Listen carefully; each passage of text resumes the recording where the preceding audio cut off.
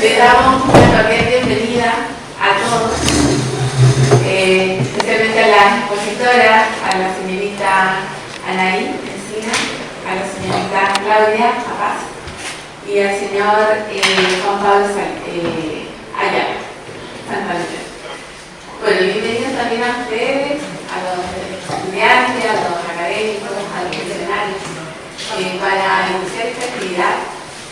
Junto a esto está en el marco de un proyecto de vinculación académica, donde el profesor Claudio Cortés es el profesor del proyecto. El proyecto de formación de monitores para el Museo del Mar y su vinculación comunitaria. El profesor de antropología pertenece a CREA y bueno, yo soy la subdirectora del centro de CREA. Y realmente aquí partimos docencia, investigación, vinculación, extensión. Claudia, ¿algunas palabras de bienvenida? Sí, bienvenido. Bueno, buenos días a todas y todos. Al CREA, muchos quizás no lo conocían, pues bueno, es el CREA. Desarrolla una labor bien interesante y bien importante por temas medioambientales y tenemos una larga data de relación con el Instituto de Investigaciones Antropológicas. Así que eso en primer lugar. En segundo lugar, súper contento porque están varias caras conocidas aquí presentes. No que hay una nota de coordinación. Así que importante que puedan escuchar las charlas que tenemos el día de hoy. Esto, como decía la profesora Beatriz, se enmarca en un proyecto que es la formación de monitores para el Museo del Mar. Museo que vamos a visitar el próximo mes, ya para que lo recuerden. Y en el contexto de eso, la idea era formar monitores a partir de los estudiantes de la universidad. O sea, muy interesante el proyecto, hemos tenido bastante visita y la idea es poder continuar con este proyecto para el próximo año. Una vista de ese proyecto implicaba también poder tener un ciclo de charla. Y con el charla del día de hoy estamos finalizando este ciclo que comenzamos la semana anterior. Así que, bienvenidos, le damos las gracias a los expositores que nos van a acompañar hoy día, especialmente a Anaí Díaz de la casa. Así que la tenemos que poder compartir con ella. Así que eso, por favor, cualquier consulta, haya este micrófono con el botoncito verde para que lo encienda, para que pueda escucharse bien la pregunta dentro de estos parlantes, por favor. ¿Ya? Así que eso, nos invitamos a escuchar con harto interés y bienvenidos posteriormente cuando tengamos la podcast, tenemos un pequeño coffee para que no se vaya. ¿Ya? Así que muchas gracias. Bien, bueno, como rol de la Universidad de Antofagasta y el Centro Regional de Educación Ambiental es justamente promover y difundir la educación sobre el cambio climático para el desarrollo sustentable. Por eso esta sesión, esta jornada, se centra en el cambio climático. Nuestra universidad participa en varias comisiones a nivel regional, se están analizando todos estos temas a nivel país, a nivel nacional también, ¿no?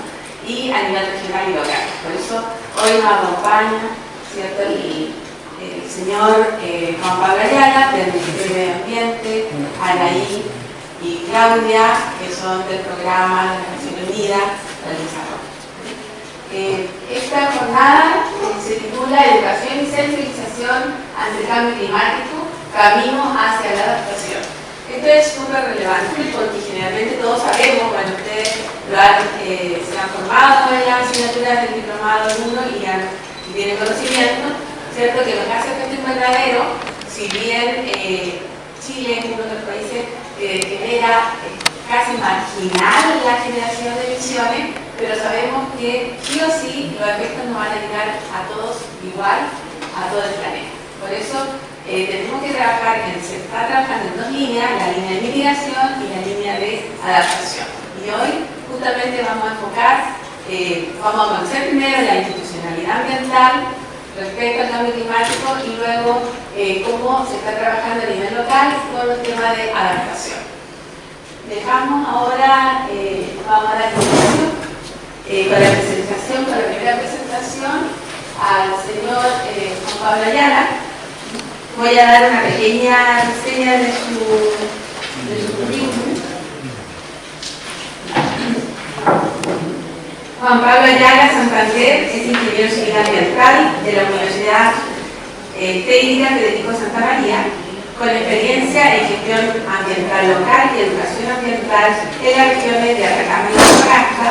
Actualmente se desempeña como punto focal del cambio climático en la Secretaría de Medio Ambiente en la región de Antofagasta.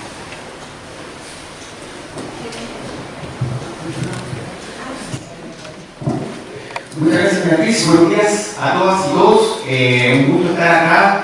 Hace mucho tiempo que no estoy en un espacio universitario compartiendo con estudiantes, así que para mí de verdad es un honor. Además, también tengo que confesar que yo estoy en este cargo hace no más de 6 meses y esta es mi primera charla, así que por favor, trátenme bien. No, por favor. Todas las preguntas trataremos de responderlas.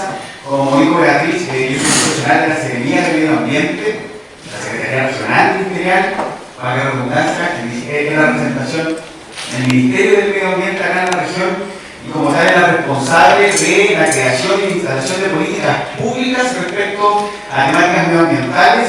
Y en mi caso, soy un profesional que toca ver y apoyar en temáticas específicas de cambio climático. Así que, sin más preámbulos, el título de la presentación es Cambio climático, una mirada de la institucionalidad, en específico por mi trabajo en el Ministerio del Medio Ambiente, pero tratar también de enfocar cuál ha sido el diseño de políticas públicas para las regiones y las comunas, ¿ya? Entonces, un breve repaso, me imagino que saben, ya se ha concientizado mucho respecto a la base científica de lo que es el cambio climático. Todo parte por un fenómeno natural, ¿no? Que es el efecto invernadero. Hay una serie de gases en la atmósfera que permiten el paso de la radiación de calor proveniente del sol, pero la mantiene dentro del planeta y la mantiene a una temperatura buena para poder generar la vida, en promedio más o menos 15 grados Celsius.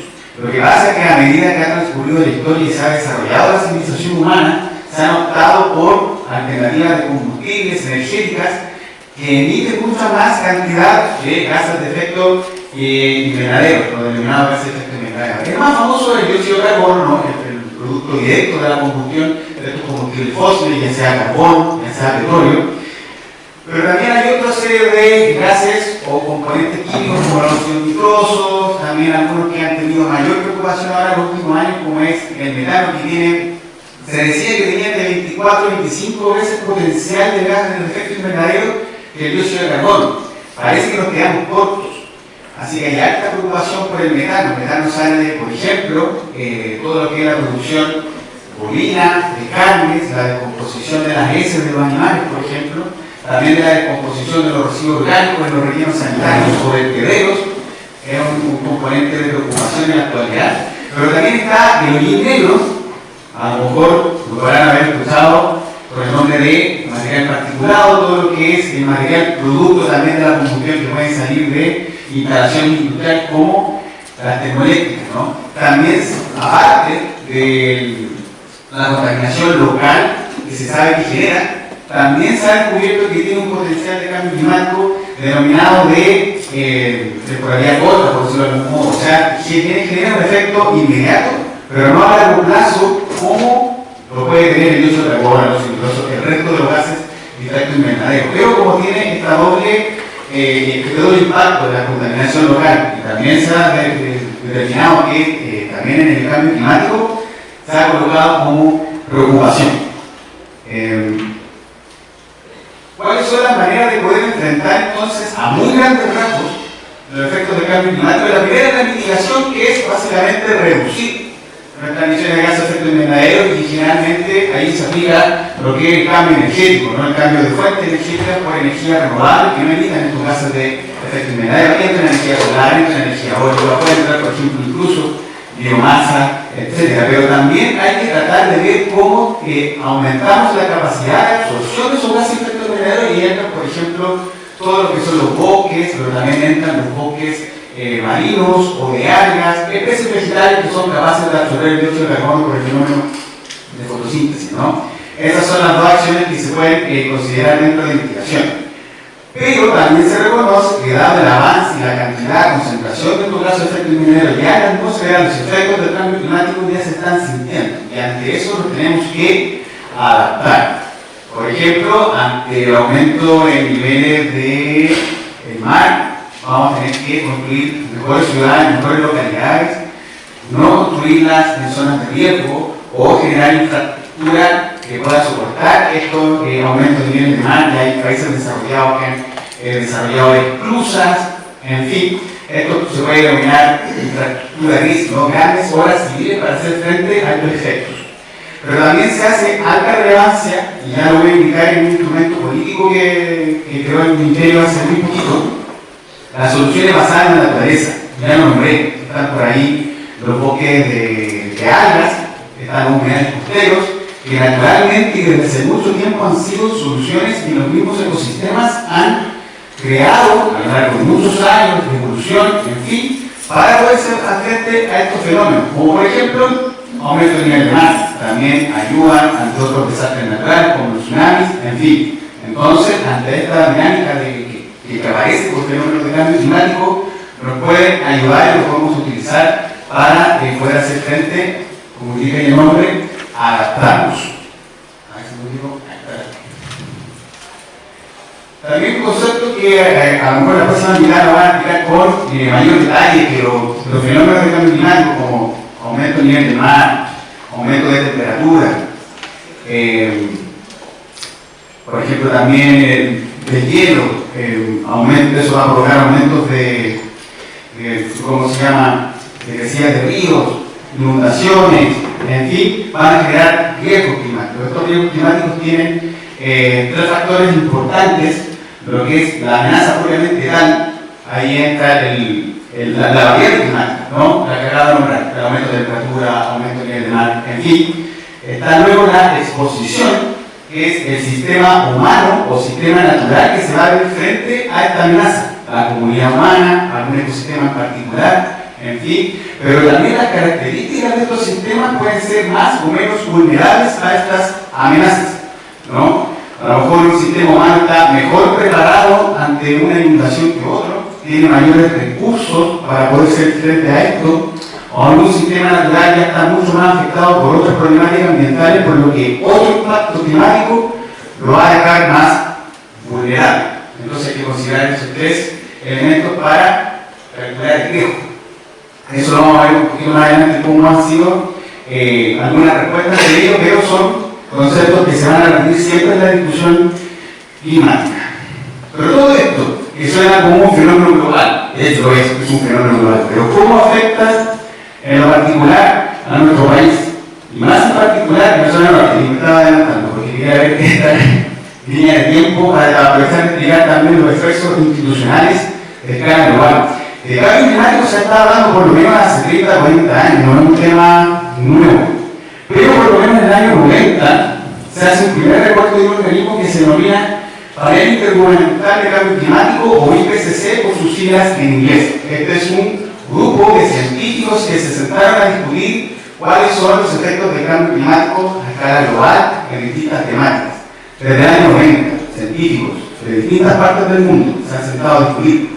Y su último informe salió hace muy poquito, en 2023. Generan reportes periódicamente a cierta cantidad de años, actualizaciones, en fin, para llegar a este último que dicen que el cambio climático es tal, es grave y es causa en gran parte por los humanos, por la civilización humana. ¿Ya? Cuando hablamos de consenso científico respecto al cambio climático, uno de los ejemplos es que se sienten científicos y se pongan de acuerdo. Aquí este grupo se pone de acuerdo por consenso. Se sientan, discuten y tienen que llegar a consensos. Que hayan dicho que el cambio climático es de tal gravedad y hay responsabilidad de humanos, por lo tanto nosotros también tenemos la capacidad para hacer frente a esto. De eso hablamos, o es un ejemplo claro del consenso científico, por lo menos en los años 90 discutiendo. Entonces se han desarrollado distintas iniciativas para ver qué hacemos. Hubo una cumbre en Río, que de hecho se llama, o si se denomina popularmente cumbre de Río del año 90, en donde entre otras temáticas ambientales dijeron hay que hacer algo sobre el cambio climático a partir de estos informes, ¿no? Así en el año 94 se crea la Convención Marco de las Naciones Unidas de Cambio Climático, en donde distintos países se sentaron y dijeron vamos a conversar al respecto, me hago parte de esta convención, es decir, se denomina, cada red social es una parte de esta convención, y se van juntando todos los años en una conferencia de las partes, o COP, que me imagino que han escuchado esa palabra, COP 1, 2, 3, 4. Cuando hablan de COP, es la conferencia de las partes, en específico de esta convención marco de cambio climático. La primera fue en Berlín en el año 95, y por ejemplo ya la tercera se generó un primer protocolo, un primer acuerdo de alcance internacional denominado de Kioto.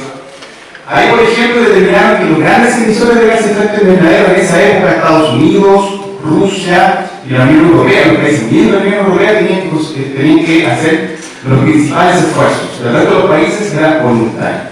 Lamentablemente se instaló muy lento porque se tenía que lograr que estos países se sumaran a este protocolo, se demoraron mucho en sumarse a este protocolo, y mientras avanzaba el tiempo aparecieron otros países o economías emergentes que también a lo mejor no tenían una responsabilidad histórica, pero estaban teniendo, mejor dicho, una cantidad de emisiones de gases de efecto invernadero importante como China, India, se podría sumar igual Sudáfrica, en la parte también Brasil.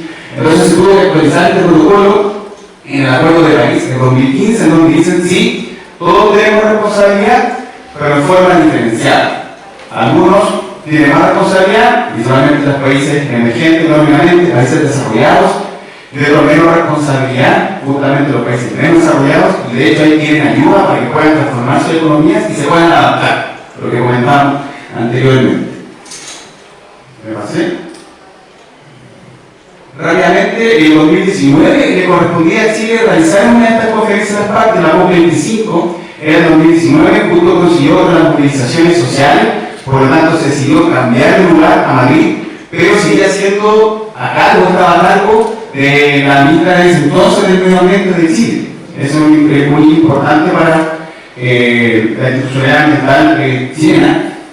Ya les comenté el reporte del año 2023 del IPCC, y hoy mismo se está inaugurando la COP28 en Emiratos Árabes Unidos, como se van a imaginar, un país productor de petróleo, una de las causas del cambio climático, por eso ha sido tan polémico, ¿no?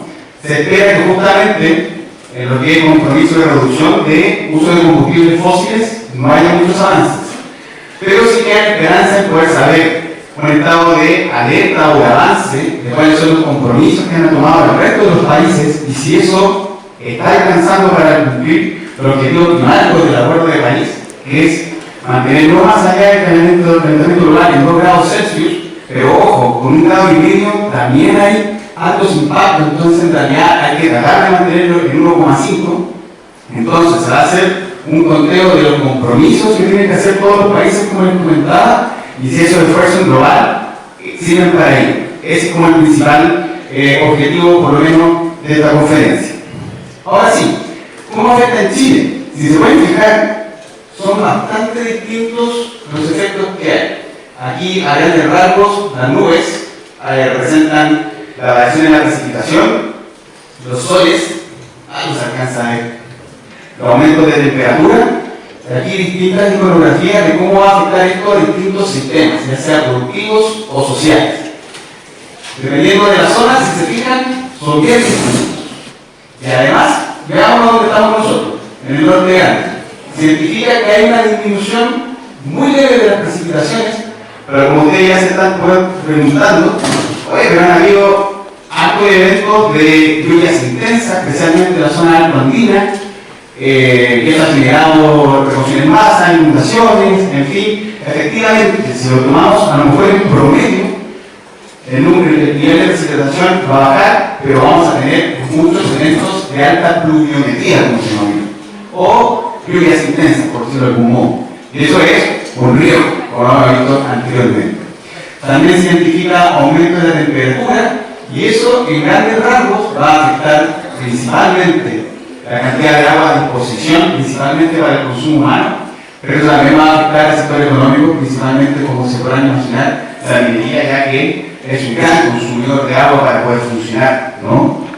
Raramente ahí se nombra la pesca como un efecto neutro o incierto. Falta información. Las especies con el cambio de temperatura, con aumento del nivel del mar, a lo mejor cambios de salinidad, ¿qué va a pasar? ¿Van a irse a otro lado? ¿Van a haber migración? ¿Van a aparecer otras especies? No se sabe. Pero se coloca porque justamente, si no se sabe, hay que empezar a investigar, ¿no? Entonces, bajo estas ciertas características, lo voy a tratar de retomar. Si se fijan, el fenómeno es global, pero dependiendo de dónde estamos, las causas, los efectos, mejor dicho, los efectos o la expresión del cambio climático van a ser muy distintas, y eso siempre hay que tenerlo en cuenta. Es un fenómeno global, pero tengo que responder de manera distinta dependiendo de dónde esté parado, ¿ya? Entonces, Le estaba dando una mirada desde la institucionalidad. ¿Qué ha hecho la institucionalidad acá en Chile, en específico el Ministerio del Ambiente? Tenemos la flamante Ley Marco de Cambio Climático. Es una ley que está ya lista desde recién el año pasado, lleva un año y medio, fue en junio del 2022 que se promulgó y tiene dos compromisos súper claros. Primero, como medida de mitigación, el país al año 2050 va a ser un país carbono neutral. ¿Eso qué significa? Que tengo que reducir primero mis emisiones de gases de efecto invernadero, pero además voy a aumentar mi capacidad de absorción, ya sea en bosques u otras soluciones basadas en la naturaleza, con tal de que el ejercicio aritmético, ¿no?, entre lo que emito y lo que logro absorber, voy a llegar a cero. No emito gases de efecto invernadero. O sea, lo emito, pero soy capaz de absorberlo. Eso de aquí al 2050. Pero también reconoce que los efectos del cambio climático ya están. Y por lo tanto, de algún modo, me tengo que adaptar. Voy a ser un país adaptado a los efectos del cambio climático particulares en el territorio nacional, también de aquí al 2050. Hay una serie de instrumentos de gestión del cambio climático, así se denomina, que vendrían siendo como las herramientas para poder llegar a estas metas. A muy grandes rasgos, por ejemplo, contamos ya con una estrategia climática de largo plazo. Si se fijan, aquí tengo que ir rompiendo esta lógica de ir respondiendo como a la emergencia, ¿no? Tengo una inundación, empiezo a ver qué medidas pueden haber. Sube los niveles del mar, infraestructura para que no afecte a las costas. Pero si quiero llegar a una meta, como se define acá, al año 2050, tengo que pensar en actividades justamente de aquí, por lo menos, hasta esa fecha. Por eso tiene que ser de largo plazo y muy amplio. También están las contribuciones determinadas a nivel nacional. No sé si se acuerdan que por el Acuerdo de París, todos los países tienen que poner un esfuerzo. Y ese esfuerzo tiene que estar comprometido justamente en este instrumento. Contribuciones determinadas a nivel nacional, o por sus siglas, NDC. Chile ya tiene un NDC, lo presentó en la conferencia de las partes respectivas en el 2020 y se tiene que actualizar cada 5 años. Y así todos los países. Pero por lo menos en el caso de Chile ya lo dejó inscrito y está en rango de ley. ¿Ya? Posteriormente, ¿cómo es la bajada? ¿Cómo esto lo vamos concretizando? También la ley reconoce que no es un esfuerzo solo de un ministerio. Todos pueden pensar cambio climático, medio ambiente, ellos son responsables de qué se puede hacer en temas de cambio climático. No, la ley dice, todos tienen responsabilidad, tanto en la mitigación como en la adaptación. Dependiendo del sector van a haber diferentes responsables, principalmente en ministerios. Como se puede imaginar, un gran ministerio responsable en términos de mitigación, reducir las emisiones de gases de efecto invernadero, el Ministerio de Energía. O, por ejemplo, en términos de adaptación, ya que hemos hablado mucho, en términos de aumento del nivel del mar, tendrán que ver todo lo mismo relacionado con el mar, de mar, de la pesca, ¿no? O, por ejemplo, cuando se habla de aumento del nivel de temperatura, se habla también de fenómenos de olas de calor. Eso va a generar personas más afectadas en términos de su salud. Va a tener que ver medidas de adaptación a ese fenómeno el Ministerio de Salud, ¿no? Eso en forma concreta, ¿cómo se tiene que expresar? En planes sectoriales de adaptación y mitigación. Y la ley especifica cuáles son los ministerios que se tienen que hacer cargo y tienen que definir cada uno de estos planes. Y vuelvo a recordar una actividad de fuerza anteriormente. Fenómeno global, pero con expresiones locales y territoriales muy distintas dentro de un territorio u otro. Y esta ley reconoce este hecho y por lo tanto mandata que cada gobierno regional tiene que hacer un plan de acción regional de cambio climático y cada comuna, cada municipio, además, tiene que hacer un plan de acción comunal de cambio climático. Reconociendo el hecho que veíamos, ¿no? En un mismo país, cada región tenía diferentes efectos, pero también hacíamos análisis raro. Aquí mismo en la región, si veíamos el efecto en promedio, no, pero en un lado es distinto a otro, ¿no? El sector del Andino es muy distinto al efecto en la costa. Por lo tanto, también tiene que haber un plan distinto comuna por comuna. Es un gran desafío, pero respondiendo justamente a la complejidad que se nos presenta en términos de cambio climático. Bueno, esto como lo ejecuto, como lo financio, también hay una serie de medidas de implementación. Que ahí no voy a entrar en detalle, sino que quiero tratar de concentrarme en cuáles son los efectos más a escala regional o local. porque no solamente se definieron estos instrumentos de gestión del cambio climático, sino que también hay nuevas organizaciones, nuevas instituciones que van a trabajar por el cambio climático. Rápidamente quiero destacar lo que son, ¿dónde se me perdió? Primero, ahí está. Los ETIC son los equipos técnicos interministeriales de cambio climático. Como les dije, son distintos los ministerios con responsabilidades y se van a tener que sentar para que tengan coordinación entre lo que está haciendo cada ministerio u otro, ¿no? Que tenga concordancia con la estrategia climática de largo plazo, ¿ya? Y también están los comités regionales de cambio climático, que en cierto modo es como el espejo de este equipo, en donde las distintas seremías que están representadas en los ETIC van a estar en este comité regional de cambio climático, pero aparte van a estar los municipios, aparte van a haber organizaciones de la sociedad civil. Eso son a grandes rasgos lo que van a estar en estos consejos, y por ejemplo, son estos consejos regionales, o de ahora vamos a decir por él, los responsables de hacer los planes regionales de acción regional de cambio climático. ¿Ya? Bueno, ahí igual se nombran una serie de organizaciones que ya existen, que la misma ley indica, ahora tienes una nueva responsabilidad, cambio climático, y esta es la forma de relacionarse. Pero ahora de rasgo yo quería destacar los CIT, los comités regionales de cambio climático. Entonces, para entrar más en materia, ¿qué tiene que contar un plan de acción regional de cambio climático? Ya lo dije que es responsabilidad del Consejo Regional de Cambio Climático, lo presiden los gobiernos regionales. De grandes rasgos yo tengo que definir qué va a pasar en mi región con respecto al cambio climático, insisto, un fenómeno global, pero mi región se expresa de una manera distinta, lo tengo que indicar cuáles son las vulnerabilidades, porque recuerden, una misma amenaza, si afecta a una población o a un sistema natural que tiene una característica de vulnerabilidad, le va a pegar de forma distinta, por lo tanto va a tener que precisar acciones a ellos. Entonces, de todo modo, decir cuáles son las emisiones de gases de efecto invernadero, contaminantes climáticos de vida corta, y así con ello yo voy a poder identificar y priorizar cuáles van a ser mis medidas de mitigación y adaptación, teniendo en cuenta cómo lo voy a financiar, y que también tenga concordancia con las estrategias climáticas de largo plazo y los planes sectoriales de mitigación y adaptación de los distintos ministerios. Estas medidas tienen que estar detalladas, tienen que tener plazos, muy importante, asignación de responsabilidades, y a lo mejor un punto bien importante. Esto yo tengo que saber cómo decir, lo estoy cumpliendo o no. Y esto se realiza con las medidas de monitoreo. Cada actividad tiene que tener un indicador, entonces yo voy a tener que decir, creo que esta actividad se hizo, ¿cuál es el indicador de esta actividad? Tal. ¿Se logró? Yo tenía una meta, ¿se logró o no? Sí. No. Si se logró, bien, hay que repetir esta instancia. Si no se logró, ¿por qué? Para poder plantear una actualización del plan de reacción regional de cambio climático. Se estima que este plan debiera actualizarse por lo menos cada 5 años. Y para eso sirven estas medidas de monitoreo, reporte y verificación. Esto en Antofagasta, en la región de Antofagasta, ¿se está haciendo o no?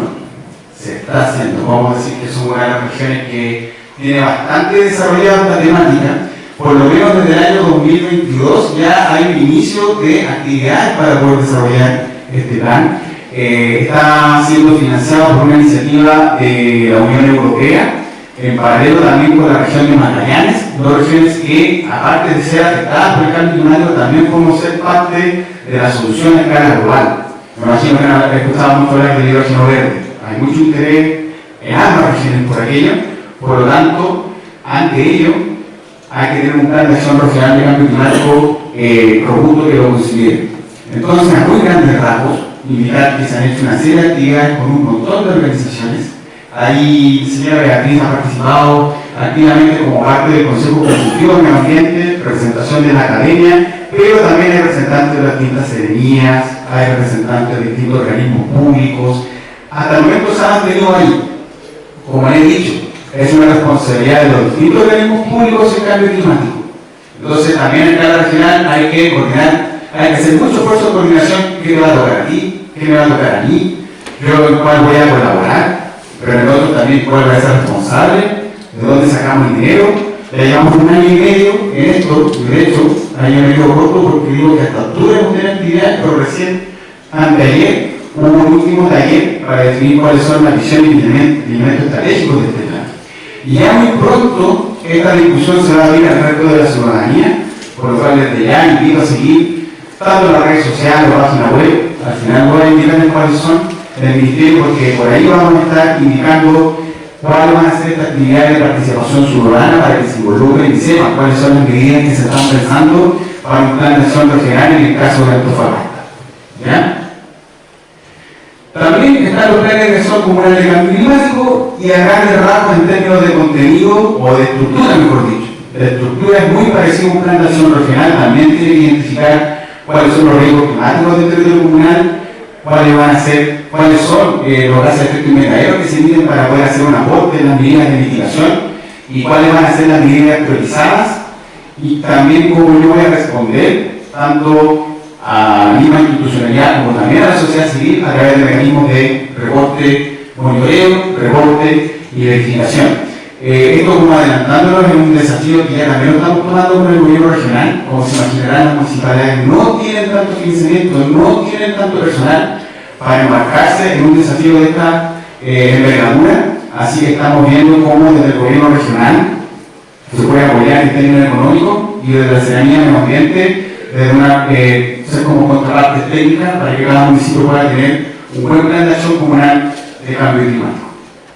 Otro instrumento de gestión, rápidamente, están los planes estratégicos de recursos hídricos en cuenca, como se imaginarán, la temática de agua y la seguridad hídrica también se va a ver afectado por el cambio climático, y para ello está este instrumento. Cada cuenca va a tener que tener este plan estratégico y cómo hago frente ante a lo mejor la disminución de precipitaciones, el deshielo de glaciares, pueda tener menos recursos hídricos, cómo hago frente a ello, ¿no? Van a haber normas de emisión de gases de efecto invernadero y certificación de reducción de emisiones. Tanto se habla que son los privados o la industria que tienen la mayor responsabilidad, ¿no? Y aquí va a haber un instrumento que va a poder afectar justamente a los particulares privados que tengan esta emisión de gases de efecto invernadero. Me adelanto, ya está el reglamento que va a normar justamente este instrumento, está en proceso de consulta pública. Así que los invito a ingresar en la página del Ministerio para que puedan leer la propuesta y si les gustan puedan hacer las observaciones. Ya lo había comentado rápidamente, tenemos que generar mecanismos y lineamientos para financiar toda esta gestión climática, esta acción climática. Y por último, ya se está generando un sistema nacional de acceso a la información sobre cambio climático y participación ciudadana. O sea, todo esto que yo les comenté, yo, si no puedo venir a una sala de estas características, ¿dónde me puedo informar? ¿Dónde puedo saber de las acciones de cambio climático? Esta plataforma se tiene que ir generando. Y hay una bastante interesante que de hecho ya nombré, que es el Atlas de Riesgos Climáticos. Es una página web, una plataforma web donde ustedes pueden ingresar y va a haber una serie de información sobre, primero, amenazas climáticas, como les dije, cómo cambian los parámetros meteorológicos por el fenómeno de cambio climático, pero también esto cómo va afectando a las distintas comunidades, a los distintos ecosistemas, como hablábamos, el riesgo. ¿Qué sistemas van a tener más o menos riesgos ante estas diferentes amenazas climáticas? Entonces, una pincelada muy breve. Ustedes, si se meten a la página, van a poder encontrar algo así. Por ejemplo, en términos de riesgo, hay, si no me equivoco, casi 40 mapas de riesgo. Se cuantifican casi 40 riesgos a nivel nacional. Yo dije uno nomás: aumento de downtime o de reducción de operación en tiempo en caletas de pescadores por el aumento de fenómeno de marejadas. ¿Ya? Traté de elegir y ojalá se ve un poquito. Miren, algo lo más cercano de acá, la caleta Coloso. De aquí van viniendo las distintas variables que vimos en un principio que vienen en riesgo: la amenaza, la exposición, qué tan sensible es esta caleta en particular, y con todo ello, cuál va a ser mi riesgo. Y por ejemplo, bueno, ahí digo un número, pero claramente hay una simbología que ayuda en la lectura de información y dice que la caleta Coloso tiene un riesgo muy alto por este fenómeno de marejadas. Y así yo voy viendo por las distintas caletas, no solo de la región, incluso de todo el país, y puedo ver un montón de otros riesgos asociados a biodiversidad, cómo afecta la fauna, por ejemplo, el aumento de temperatura. aumento del riesgo de inundación en Calama, en borde del río Loa, en fin, puede haber un montón de riesgos. Así que la invitación es que puedan ir a esta página, aclim.nma.gov.cl. Cualquier cosa también me pueden ahí preguntar. Ya para ir terminando, porque sí, me pasé bastante, pero dentro de las medidas que comenté, la idea es poder llegar a una especie de división como esto, ¿no? Distintas actividades como generación de energías renovables, ciudades más adaptadas, incluso pueden haber medidas tan sencillas pero que apelan también a cómo nos podemos adaptar en términos de cambio climático, como son los huertos urbanos. Los huertos urbanos serán pequeños, pero podrán ser una medida de mitigación, pues actualmente en el caso del dióxido de carbono, pero también los cultivos se van a ir modificando, se van a ir trasladando incluso. Entonces, verduras frescas, alimentos frescos van a ser cada vez más difícil justamente por este fenómeno de cambio climático. Que uno pueda tener acceso a estos alimentos, por lo menos una fracción, no deja de ser menor. En resumidas cuentas, si uno actúa ante el cambio climático, también puede tener sociedades mejores, ¿no? Es un poco la reflexión. Ya le había comentado, está la consulta pública del reglamento para la elaboración de normas de emisión. Ahí está la página. Le voy a tratar de compartir esta presentación. Por ese motivo, ustedes entran a la página del Ministerio, van a la sección de consultas públicas, y ahí están todos los instrumentos de gestión ambiental que están sometidos a consulta pública, y entre eso va a estar la norma de emisión de gases para efecto invernadero. Para más información de cambio climático hay un portal especializado para ello, cambioclimático.mma.gov.cl, donde sale toda esta información y más. Y por último, las redes sociales, tanto de nivel nacional, principalmente Instagram, MMA Chile, y a nivel regional, MMA Antofagasta, principalmente por lo que decía, proceso de participación ciudadana temprana por el Plan de Acción Regional de Cambio Climático de la región de Antofagasta. También ante cualquier consulta, ahí está el correo, jayala@mma.gov.cl, pero por supuesto desde ya dispuesto a todas las consultas que puedan surgir en esta instancia. Muy buena. Muchas gracias y que estén muy bien.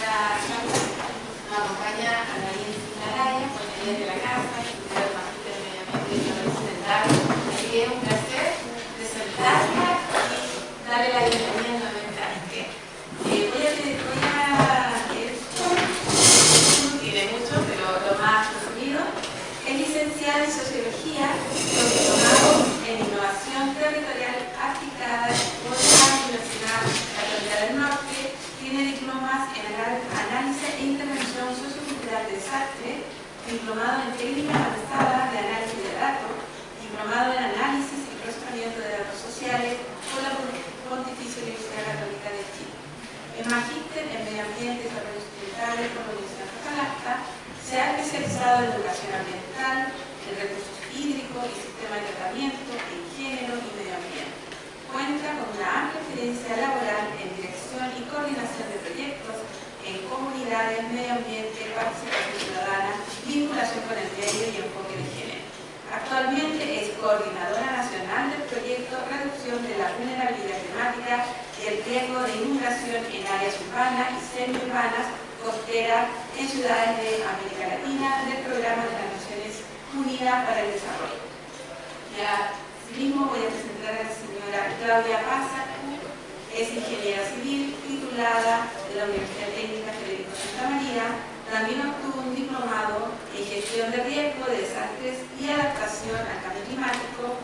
Cuenta con más de 20 años de experiencia en el desarrollo de proyectos en el área estructural, gran minería, viabilidad, y actualmente se desempeña como ingeniera asesora en cambio climático para el proyecto Adapte Clima del Programa de la Nación Unida para el Desarrollo en la ciudad de Antofagasta, asesorando el desarrollo de las actualizaciones de diseño con incorporación de las variables de cambio climático en el estudio de diseño de infraestructura pública y apoyo en el desarrollo de todos los productos del proyecto adaptativo.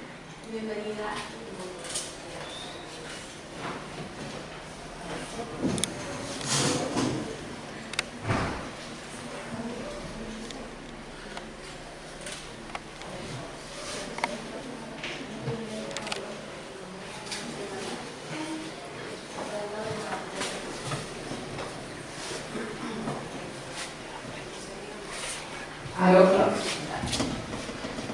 Hola, muy buenos días a todas y todos los estudiantes que están acá. Agradecida de que tengamos una asistencia. Efectivamente, mi nombre es Daniela Encina, feliz y contenta de nuevamente estar en mi ex casa. Yo acá hice el magíster en el año, no recuerdo, pero ya, y me especialicé en todo lo que es la temática de educación ambiental en recursos hídricos, ya que igual con Paulina habíamos trabajado en Centro de Investigación del Agua en el Desierto en la Universidad Católica del Norte.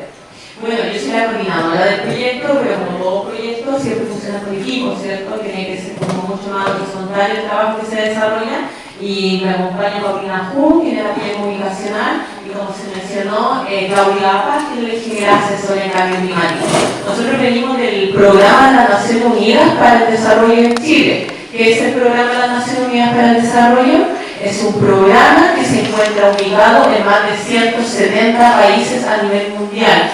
¿Y cómo surge? Como una forma de reducir la pobreza, reducir las desigualdades, y no sé si ustedes se van a acordar que el Programa de las Naciones Unidas para el Desarrollo impulsa todo lo que tiene que ver con los objetivos de desarrollo sostenibles, que todas las instituciones están trabajando en base a estos objetivos. Y el otro tema que también trabaja el Programa de las Naciones Unidas es el trabajo que desarrolla a través del informe de desarrollo humano, que también fue publicado este año a través de la oficina PNUD. Dicho eso, voy a comentar un poco. El proyecto se llama Adapta Clima, ya aludiendo a cómo nos podemos adaptar a los cambios climáticos. Como mencionaba Juan Pablo, los cambios climáticos a lo largo de la historia siempre han ocurrido, pero la diferencia de este cambio climático, a diferencia de los otros, es que este ha sido mucho más rápido, con una mayor velocidad y con un mayor impacto de las consecuencias y efectos. Ya el proyecto Adapta Clima viene a apoyar a las instituciones que están trabajando temáticas de adaptación y mitigación. ¿Qué instituciones están trabajando estas temáticas? Ministerio de Obras Públicas, Exponénica del Servicio Nacional de Prevención de Riesgo de Desastre, la Dirección Meteorológica de Chile, entre otras. Y es una iniciativa que es impulsada por el Ministerio del Medio Ambiente, financiada por fondos internacionales a través del Fondo de Adaptación y ejecutada por el PNUD. Es una iniciativa que se ejecuta tanto en la ciudad de Antofagasta como de Taltal, y además se ejecuta en Ecuador, en la ciudad de Esmeralda. En la ciudad de Esmeralda se trabaja todo lo que tiene que ver la temática de inundaciones, y nosotros acá en Antofagasta y Taltal estamos trabajando todo lo que tiene que ver los eventos hidrometeorológicos, todo lo que tiene que ver con la temática de la reducción de masa, lo que finalmente se expresa en los aluviones. ¿Ya? Entonces acá voy a dejar un video que va a contextualizar el proyecto a nivel regional. Los eventos extremos relacionados con el cambio climático son visibles en todo el planeta y cada vez serán más frecuentes e intensos. América Latina y el Caribe es una región particularmente vulnerable a los impactos negativos del cambio climático y necesita acciones urgentes para preparar a sus habitantes. Ante este escenario, el proyecto Adapta Clima trabaja en 3 ciudades costeras de la región: Taltal y Antofagasta en Chile y Esmeraldas en Ecuador, y busca reducir la vulnerabilidad a riesgos climáticos que causan inundaciones, deslizamientos y flujos de lodo. Construir ciudades resilientes ante el cambio climático, fortalecer las capacidades de las comunidades y gobiernos locales y promover comunidades de práctica son los 3 componentes principales que guían sus acciones. Mediante instrumentos de planificación, la construcción de infraestructura resiliente y la ejecución de distintas actividades de comunicación, educación, monitoreo climático, y aplicación de sistemas de alerta temprana, se promueve una cultura de adaptación para que las personas sepan cómo actuar frente a riesgos del cambio climático. Así, se podrán reducir las pérdidas humanas y materiales asociadas a estos eventos en la región y generar conocimientos que podrán ser replicados en otras zonas vulnerables. Proyecto Adapta Clima. Promovemos la adaptación y resiliencia climática.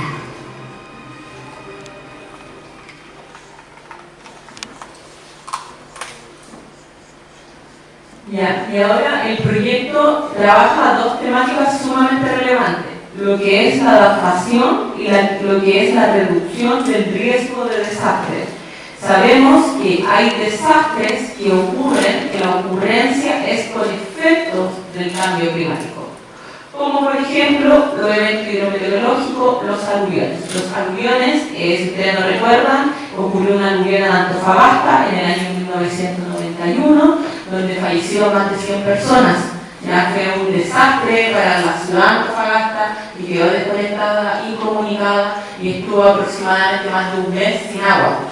Y también en la ciudad de Taltal, que se ocurrió igual hace poco, en 2015 ocurrió esa aluvión, en el cual, que gracias a que existía la obra de control aluvional, no se lamentaron tantas pérdidas económicas ni de bienes. Pero si hacemos una revisión histórica, de hecho ayer presentamos una revisión histórica como año por año, desde 1900 aproximadamente han ocurrido distintos eventos hidrometeorológicos en toda la zona norte grande del país. Y es por eso que surge esta iniciativa. Y ahora, ¿cómo vinculamos esta iniciativa con lo que es la reducción del riesgo de desastre? A través del marco de Sendai, que es el instrumento internacional adoptado por países miembros de la ONU en el año 2015 durante la Conferencia Mundial de Reducción del Riesgo de Desastre y aprobado por la Asamblea General de las Naciones Unidas en 2015. El marco de Sendai sucede al marco de Kyoto para la acción 2005-2015, que hasta entonces había sido el acuerdo internacional más amplio sobre la reducción del riesgo de desastre. Es decir, este documento entrega 4 lineamientos esenciales que pueden llevar cada uno de los países para implementar la reducción del riesgo de desastre dentro de sus políticas y también ver cómo finalmente los planes de adaptación al cambio climático también se vinculan con los planes de reducción del riesgo de desastre. Entonces la presentación lo vamos a ir vinculando con cada uno de los lineamientos del marco de Sendai. El marco de Sendai comprende 4 prioridades. La primera prioridad, comprender el riesgo de desastre. Segunda prioridad, fortalecer la gobernanza. Prioridad 3, invertir en la reducción del riesgo de desastre. Prioridad 4, aumentar la preparación en caso de desastre a fin de dar una respuesta eficaz para reconstruir mejor en los ámbitos de recuperación, rehabilitación y reconstrucción. De acuerdo a la comprensión del riesgo de desastre, la idea acá es un poco, debe basarse en una comprensión del riesgo en todas sus dimensiones, comprender por qué ocurren las vulnerabilidades, cómo podemos fortalecer nuestras capacidades, identificar cuál es el grado de exposición de las personas y de los bienes e identificar finalmente cuáles son las amenazas y el entorno. Al tener estos conocimientos identificados podemos estar mucho más preparados a estos eventos de desastre. Y en ese marco que hemos realizado nosotros como proyecto, una forma de fortalecer las capacidades es a través de la formación. El proyecto Adapta Clima ha implementado distintos diplomados y cursos dirigidos a los funcionarios y funcionarias públicas de las instituciones socias del proyecto.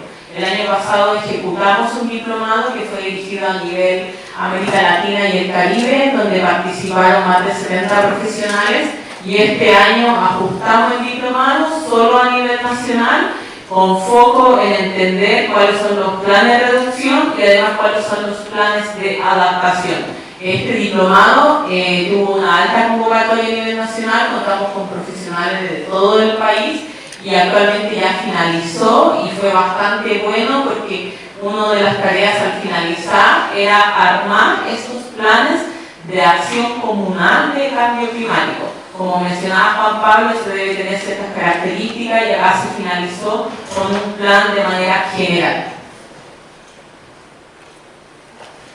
La otra importancia también del fortalecimiento de capacidades es la temática de educación. La educación tiene un rol fundamental en la gestión de desastres, con ella podemos generar capacidades, prevención y de respuesta, creando comunidades con una cultura local de seguridad.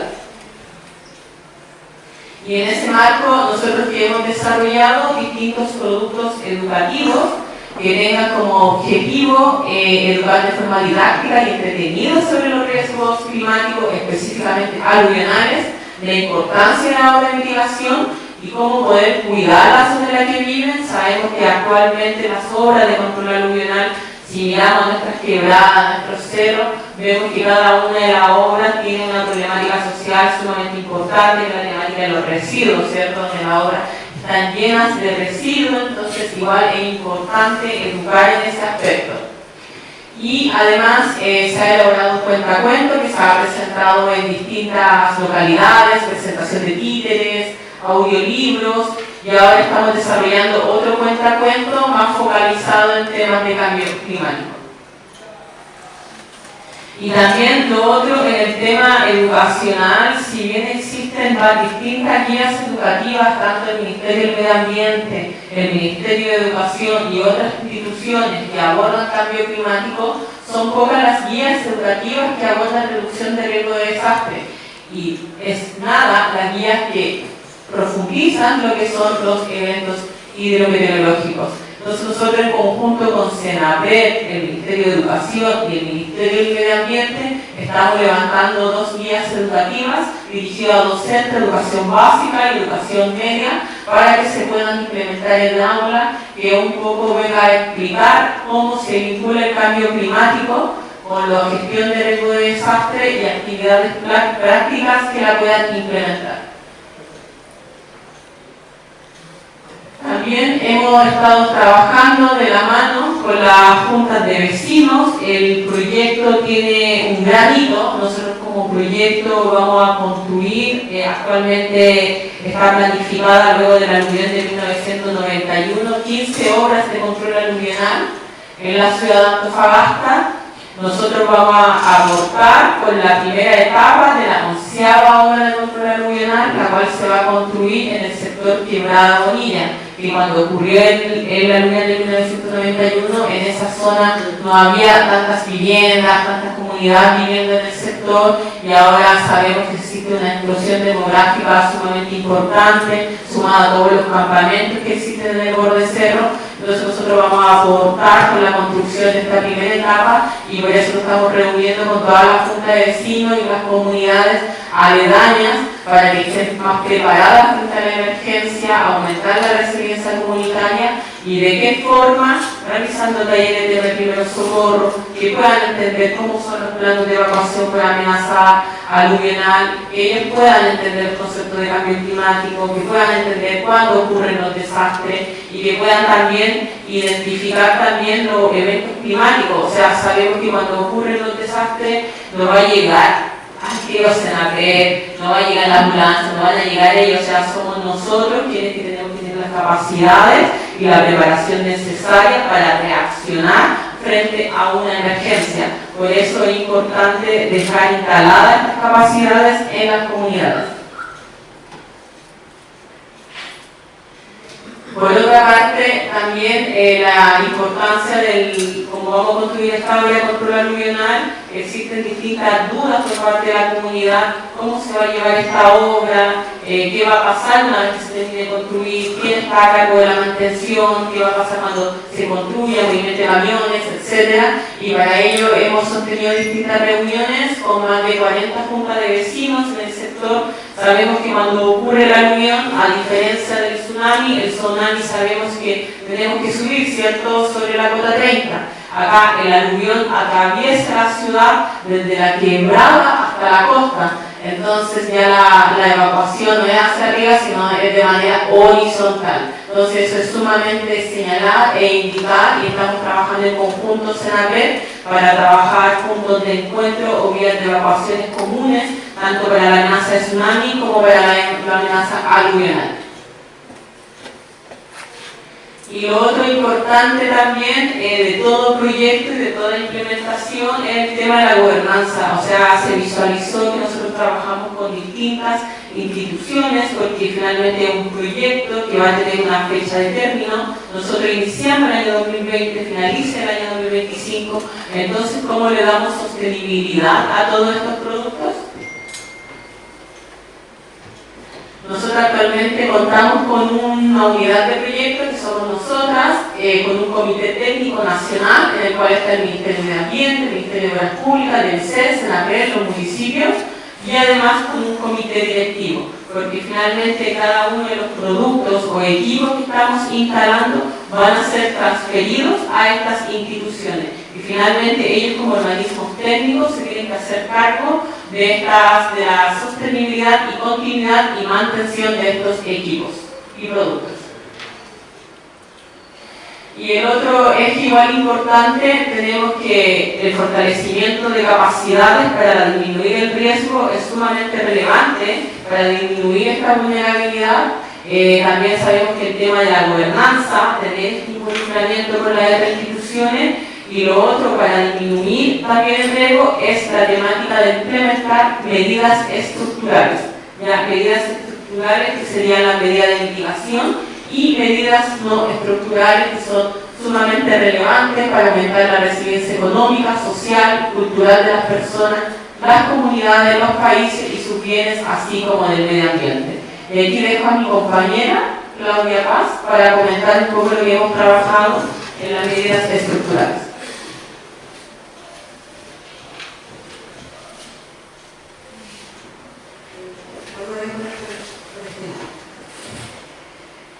Bueno, yo les voy a comentar dos productos principales más en la parte de infraestructura del proyecto Adapta-Clima. El primero es la actualización del plan maestro de aguas lluvias de la ciudad de Antofagasta y la actualización del diseño de las obras de control aluvional de Quebrada Bonilla. En primer lugar, el desafío de este estudio y la diferencia, podemos decir así, con lo que se ha llevado a cabo es que ambos incluyen las proyecciones climáticas. Por eso me pareció súper interesante la presentación de Juan Pablo, porque pudieron ustedes también una pincelada de todo lo que está haciendo el país, ¿no es cierto? O sea, hay avances, hay estudios, pero ¿cómo llevamos eso al diseño? ¿Cómo lo incorporamos en la práctica, ¿no es cierto? Bueno, muchos de ustedes podrán saber que hay normas de diseño sísmico, etcétera, pero no hay nada con respecto al cambio climático. Y ese fue el desafío de este proyecto, con un equipo de especialistas, cómo incorporamos las proyecciones climáticas en el diseño. Primero, como mencionó Juan Pablo, también está el panel intergubernamental de cambio climático, quienes presentan diferentes escenarios. El diseño se realiza con el escenario más favorable. ¿Qué significa? Que es como que nos quedemos tal cual estamos ahora, sin disminución de gases de efecto invernadero, sin invertir en tecnologías para reducir estos gases. Entonces ese es el peor escenario que está presente en esta bibliografía, digámoslo así. Y con esa información se realizó el diseño y también con las proyecciones del Atlas de Riesgo Climático, también con el balance hídrico del Ministerio de Medio Ambiente realizado en 2017, con proyecciones que existen del Centro de Resiliencia de Cambio Climático. Entonces, con toda esa información se aplican los modelos matemáticos y de simulación que podemos modelar todos los datos históricos que tenemos en la región y proyectarlos al año 2035-2065, y con eso, con estos caudales, con esta información de precipitación, nosotros los tomamos y hacemos el diseño, ¿ya? En primer lugar, el plan maestro es un instrumento de planificación territorial que integra el drenaje urbano de la ciudad frente en todo lo que es la temática de aguas lluvias. En nuestra ciudad tenemos la costa y tenemos el mar con bastante pendiente. Entonces, ¿cómo drena en caso de precipitaciones? ¿Cómo cómo fluye, cómo drena el agua por medio de la ciudad. Entonces el plan maestro es el instrumento de planificación ante esa situación. Nosotros contamos en la ciudad con un plan maestro del año 2004, por lo tanto está bastante desactualizado con respecto a la población que existe actualmente en la ciudad.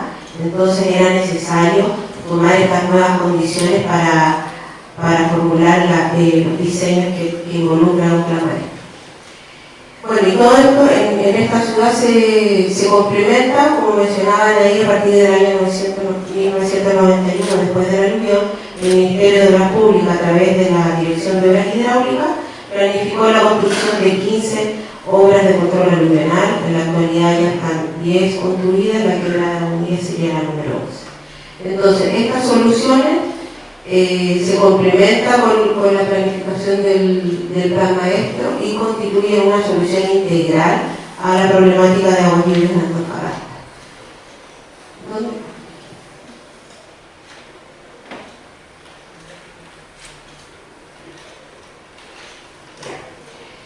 Entonces, primero, el estudio de actualización abordó información actualizada del territorio, se realizó un levantamiento aerofotogramétrico de toda la ciudad y de las principales quebradas que existen, y se caracteriza el comportamiento del flujo de la situación actual con la información de los escenarios históricos que tenemos y también con las proyecciones de cambio climático.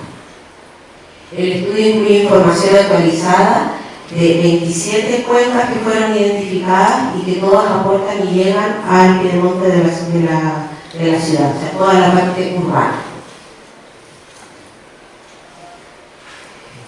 Aquí voy a mostrar una simulación, y esta simulación se realizó para las 27 quebradas identificadas en la ciudad. Esto se realiza para diferentes escenarios, para diferentes periodos de retorno, para diferentes proyecciones en cada una de las quebradas. Esta específicamente también es la quebrada Bonilla y es la situación sin obras de control aluvional también. Entonces, al realizar esta simulación en cada una de las quebradas, por ahí se ve la quebrada del Toro, Riquelme, Baquedano, Uribe. Con esto nosotros podemos identificar las vías principales de escurrimiento, los sectores con problemas de inundación, los puntos bajos.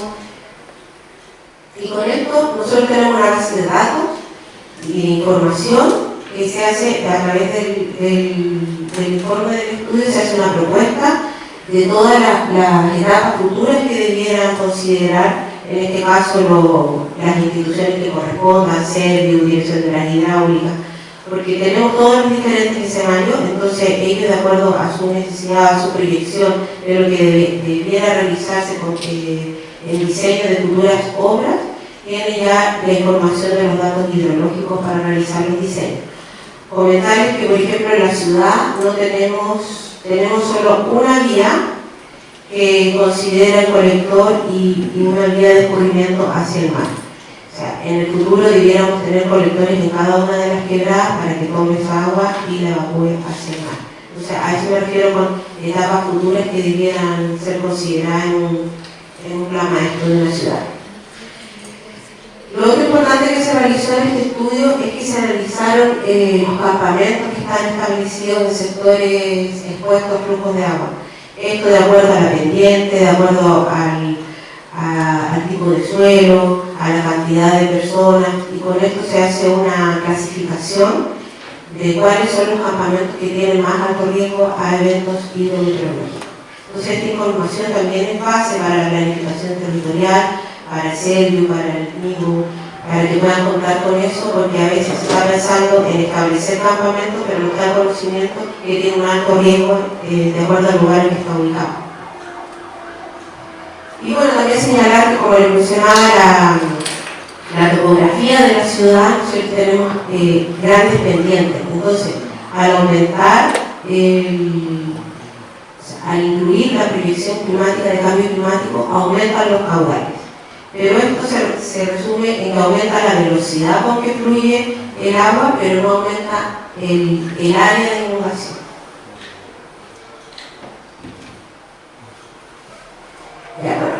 respecto al plan maestro, y ahora comentarles el diseño de las obras de control aluvional en Quebrada Bonilla. También se hicieron las proyecciones y se incluyeron en el estudio hidrológico, las proyecciones de cambio climático, y a partir de eso se realizó el diseño. También estos diseños de todas las obras, de todas las quebradas, se realizó en el año 2000, 2004, por lo tanto, en 20 años también ha sido un avance tecnológico, más eficiente también la construcción, entonces también se requería la actualización, además que las condiciones del terreno no son las mismas que hace 20 años, por lo tanto se actualizó la topografía, la mecánica del suelo, la geotecnia y el diseño estructural. De hecho, anteriormente se estaban considerando como 36 muros de hormigón armado estabilizadores dependientes, y ahora el diseño en un brazo considera solo 5, entonces también hay una optimización en el diseño.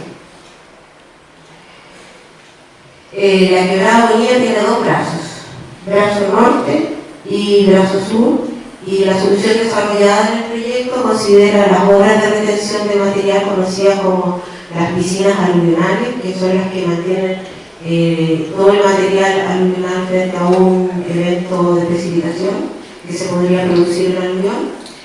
Tiene muros estabilizadores dependientes en el lado sur, la parte alta, que específicamente como su nombre lo dice, es para ir estabilizando la pendiente y que pierda fuerza el flujo. En el lado norte hay un muro Valderradier, que es para mantener el flujo en el cauce y que no se abran en diferentes brazos y empiece a afectar otras zonas. Muros de encalzamiento, cumpliendo también la función de que no se salga del cauce. Y el lado norte considera 5 piscinas contenedoras de material aluvional y el lado sur 3. Luego hay canales de hormigón y se unen en una obra de confluencia donde llega ya ahí a la parte urbana, que sería la parte de la calle Guadalajara Fernández, ahí en esa intersección, donde aquí se une con el plan maestro de aguas lluvias, que en el futuro debiera haber un colector que capte las aguas ahí y las evacúe hacia el mar.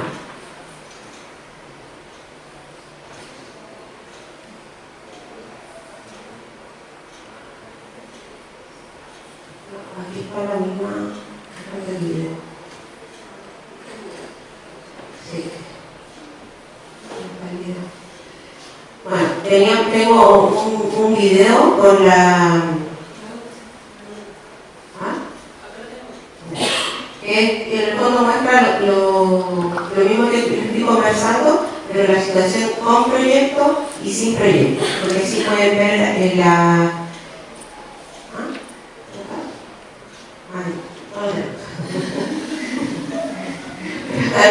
Bueno, eventualmente igual se podría compartir después, pero la idea es ver la situación sin proyecto, donde el lodo fluye por donde está toda las casas y todo, y con obras de control aluvional se rellena el material y ya prácticamente abajo llega solamente agua. ¿Ya? Bueno, y mencionar también que, como dijo Anaí también, el objetivo general del proyecto es reducir la vulnerabilidad a inundaciones de flujo de lodo y deslizamiento de tierra.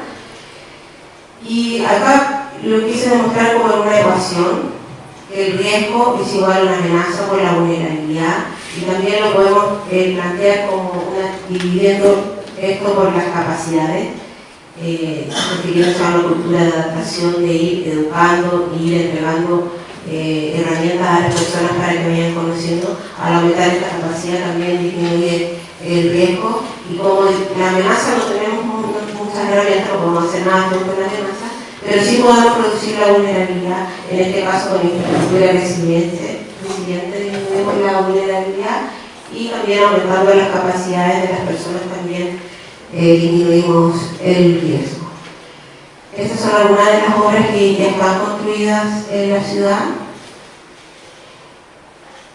y por eso menciono lo importante que es de aumentar también las capacidades de conocimiento de las personas, porque lamentablemente en la ciudad hay poblaciones que se ubican en la misma quebrada, o asentamientos que están en forma aledaña a las obras o incluso en las mismas obras. Y también hay otras obras que son prácticamente basurables. ¿Y qué pasa con esto? Que al final la idea de disminuir esta vulnerabilidad con este escenario la aumentamos y aumentamos el riesgo también. Por eso es importante educar a las personas, dar a conocer cuál es el riesgo. No podemos nosotros decir usted tiene que salir de ahí, pero sí que conozca que es un lugar de riesgo y que también lo importante que es cuidar las obras de control ambiental en este caso. Eso por mi parte. Muchas gracias por su atención.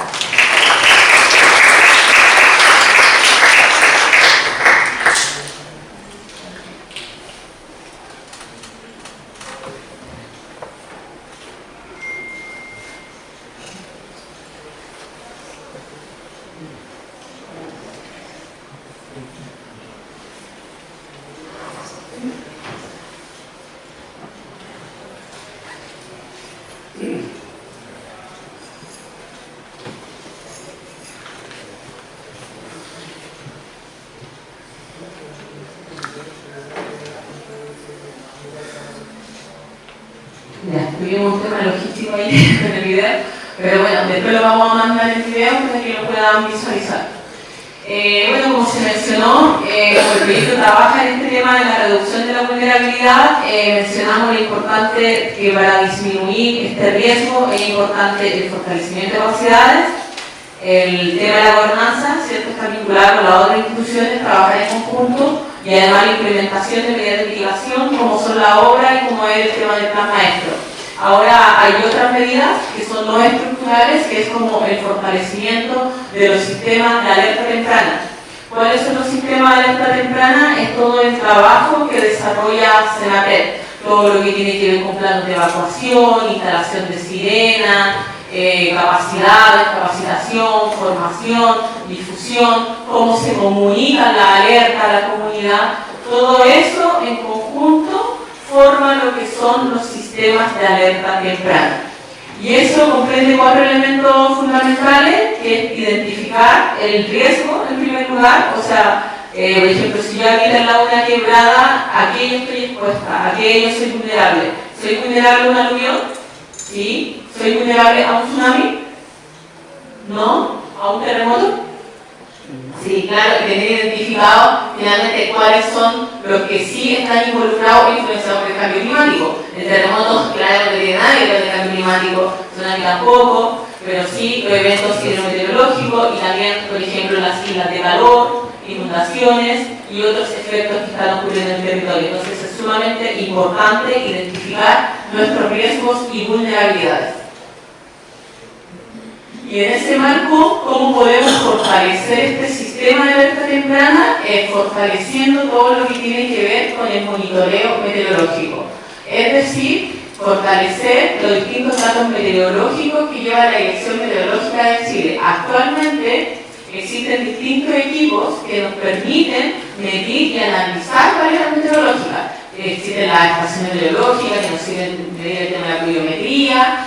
Y también existen radares, ya los radares tienen un alto costo, que sirven para medir el tema de rayos, tormentas, y nosotros como proyecto, ¿cómo aportamos con la DMC? Instalamos un sistema de monitoreo de detección de tormentas y rayos. Y este sistema de monitoreo, ¿en qué se expresa?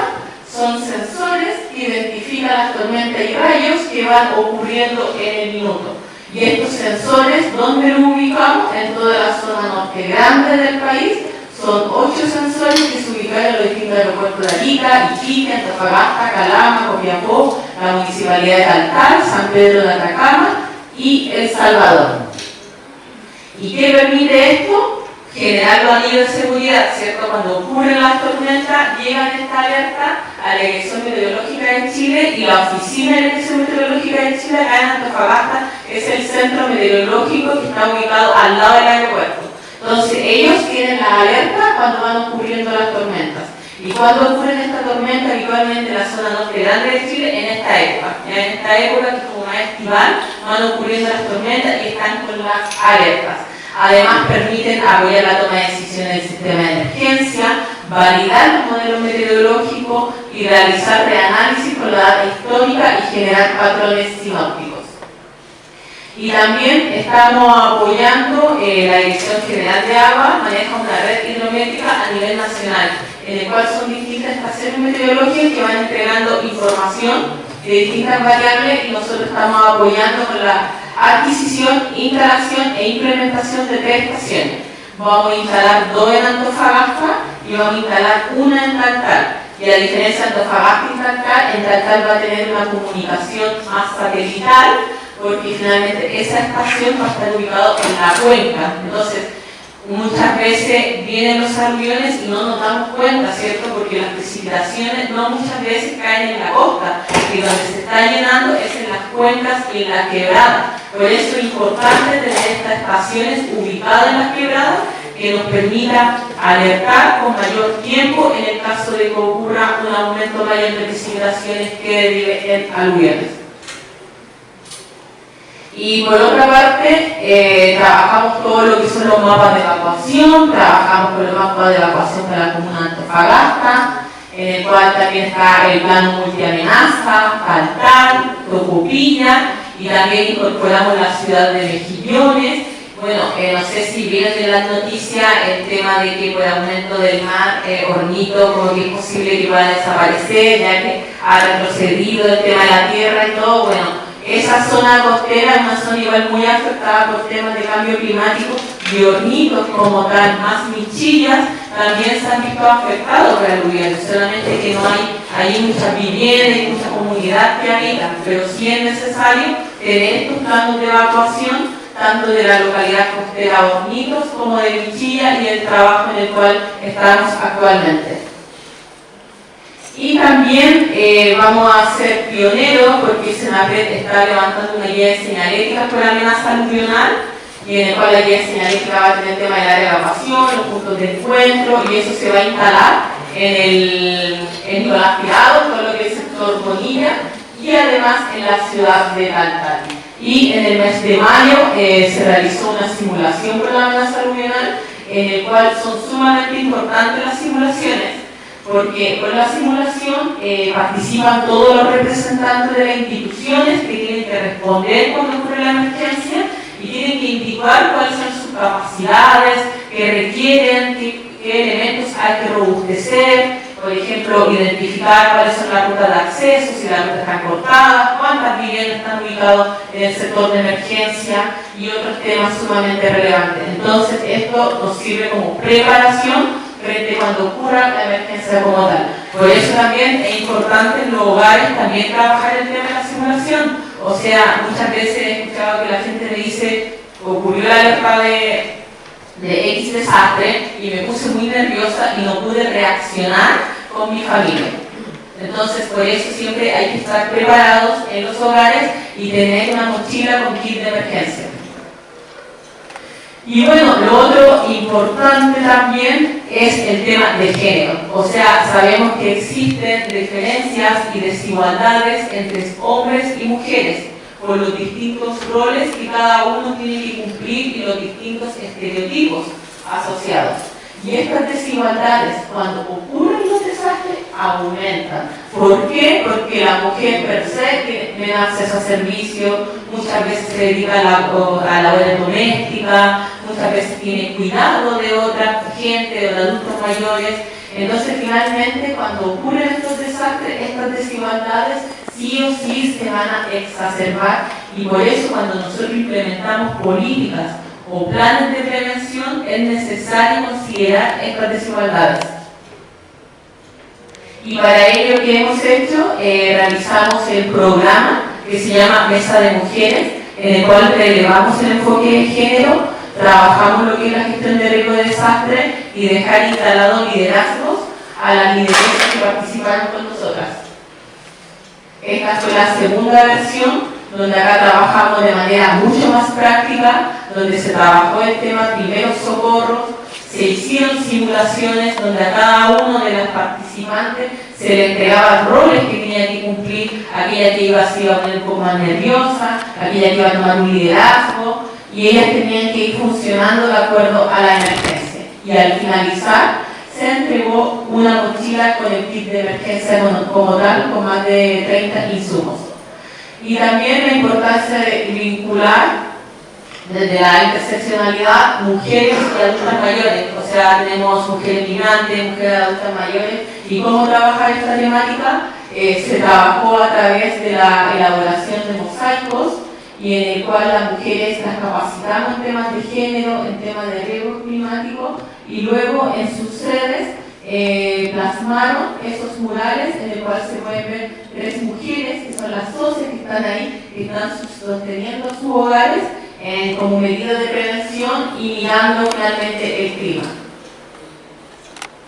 Y también lo mismo hicimos en Paltal, donde también se identifican como elementos identitarios de la zona. Sabemos que allá existe la comunidad changa, y cada una de las paredes de la sede se plasmaron con imágenes alusivas al tema de desastre y temas identitarios. Acá se puede ver como la comunidad chango, el tema del trueque, acá se puede ver la rehabilitación del 2015, entre otros.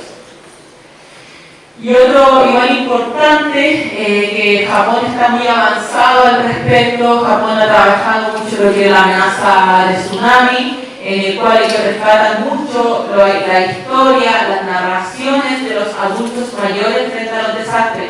O sea, uno recuerda lo que fue el 1991, ustedes como estudiantes. No.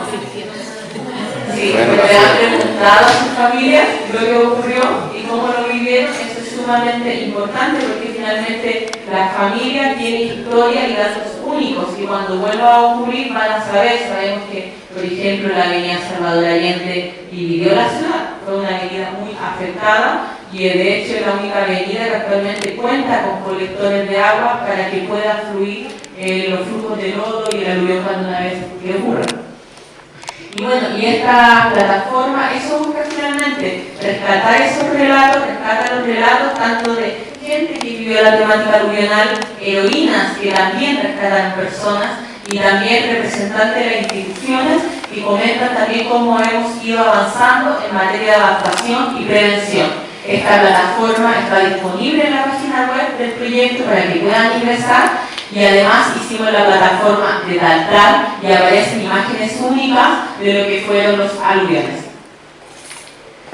Y también sabemos que es una iniciativa binacional, o sea, además de nosotros que estamos como equipo acá en Chile, hay un equipo que está trabajando en Ecuador y en el cual están trabajando infraestructura verde como medida de mitigación a las inundaciones, están trabajando obras de mitigación, también están fortaleciendo la red climática de Esmeralda, y también están trabajando el sistema de alerta temprana, cada uno de estos productos en su contexto territorial.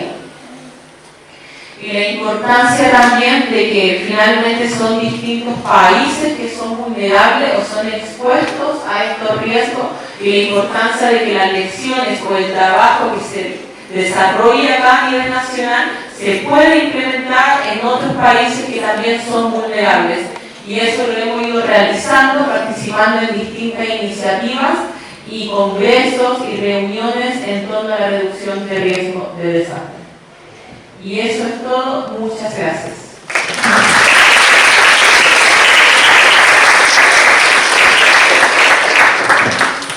Muy bien, muchas gracias a los expositores. La verdad que ha sido una exposición, ha sido muy enriquecedora, muy valiosa, una información muy actualizada. Por lo tanto, ahora vamos a hacer una ronda de preguntas. Si hay consulta, algún expositor, alguna duda, alguna comentario. Para eso tienen que prender el micrófono y hacer la consulta o algún comentario. ¿Alguna consulta? Adelante.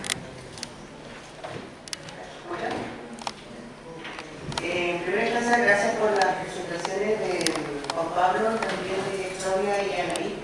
Siento que hace una buena instancia para poder compartir de manera actualizada sobre el tema de cómo nos afecta el cambio climático. Así que, en primera instancia, felicidades por compartir este conocimiento que nos sirve para poder empoderarnos cada vez más. Para Juan Pablo tengo la siguiente consulta. en la presentación sobre el tema mencionó sobre el Plan de Acción Regional Cambio Climático, ¿ya? En donde se podrá, en cuanto a los monitoreos y de reporte y verificación de cumplimientos, pasa a notarse de efecto invernadero.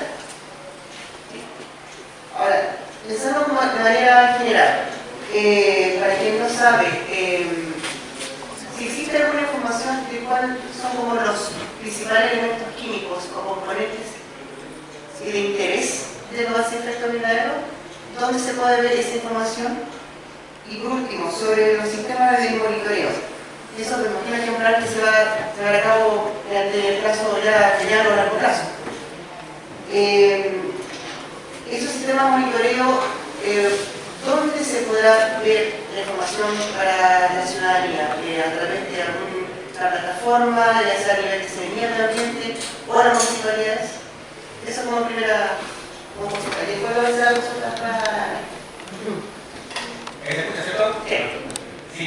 Mira, este sistema de monitoreo, reporte y verificación es un poco más amplio, no necesariamente sobre las emisiones de gases de efecto invernadero que pueda tener cada región, es también de las actividades comprometidas, tanto de mitigación como de adaptación, se están ejecutando o no.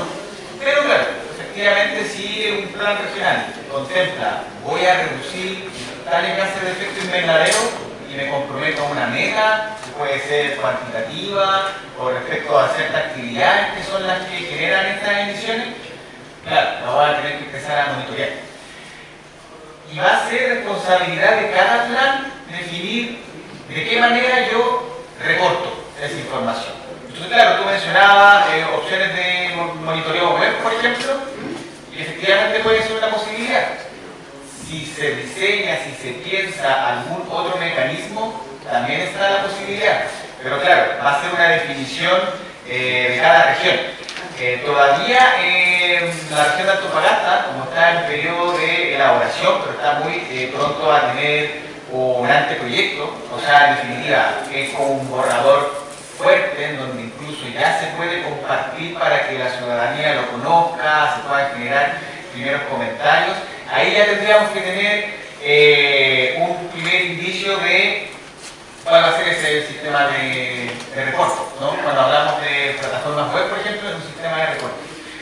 Yo creo que va ahí, yo creo que lo puedo adelantar, que va a ir muy enfocado a algo web, porque ya a nivel nacional, no sé si se acuerdan que comentaba que había una serie de instrumentos de gestión de cambio climático, están las plataformas de información y participación ciudadana. Dentro de eso ya existe un inventario de emisiones de gases de efecto invernadero a nivel nacional. Entonces se pueden determinar a una unidad equivalente, que es el dióxido de carbono equivalente, cuáles son las emisiones por sector. Sector energético, sector industrial, sector residencial. Claro que igual bueno, hay distintos niveles de desagregación porque a nivel residencial, claro, uno consume energía, entonces entra en el sector energético, pero ahí también se junta con la industria, entonces se puede desagregar. Está a ese nivel de información. E incluso está a nivel regional. Está el inventario regional de gases de efecto invernadero. Entonces, si uno quiere saber, en la actualidad, Antofagasta, si no me equivoco, está al año 2021. ¿Cuáles son los gases de efecto invernadero que emite la región? Se puede saber. Entonces, lo más probable ya en nuestra redacción regional, cuando digan, ¿saben qué? Yo ya tengo este inventario y voy a generar todas esas actividades y voy a generar tal meta, lo voy a ir reportando en algún mecanismo web. Así que, en resumen, para englobar, es responsabilidad de cada región, pero está todo muy pendiente a tener plataformas públicas web, porque ya existe uno a nivel nacional. Muchas gracias.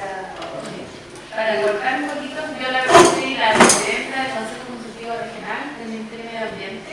Por lo tanto, es como el lugar donde llega la información. Bueno, Juan Pablo también era miembro del comité hace ya un tiempo, hace 6 meses, justamente. Bueno, y más que nada contarles que ahora justamente salió el anteproyecto para la norma de emisión de GEI, de gases de efecto invernadero. Entonces hay toda una normativa, ¿no?, de cómo se va a desarrollar esa norma y justamente ya salió el anteproyecto. Entonces se está trabajando en eso y eso también, al tener una enorme emisión, ahí es fundamental, ¿cierto?, tenerlo en la parte de una norma, lo que nos entrega son las concentraciones máximas permitidas, ¿cierto?, en una fuente emisora, en este caso porque es una norma de emisión. Entonces ahí también vamos a tener un instrumento, un marco legal, un instrumento, ¿cierto?, que nos va a permitir cuánto va a permitir, o sea, cuál es la concentración máxima que en este caso las empresas pueden emitir al mercado. Eso más que nada. Y y agradezco también que haya respondido y complementando con la respuesta pasada de Andrés.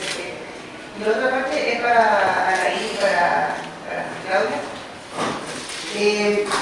Dentro de la presentación mencionaron sobre el tema de planes de evacuación de emergencia. ¿Sí? Me gustaría saber si estos planes de evacuación de emergencia están en línea con los últimos planes reguladores de la Comuna de Antofagasta y Plantal, y si eso se va a actualizar de manera periódica, en la medida que uno va evolucionando ante las pruebas de emergencia.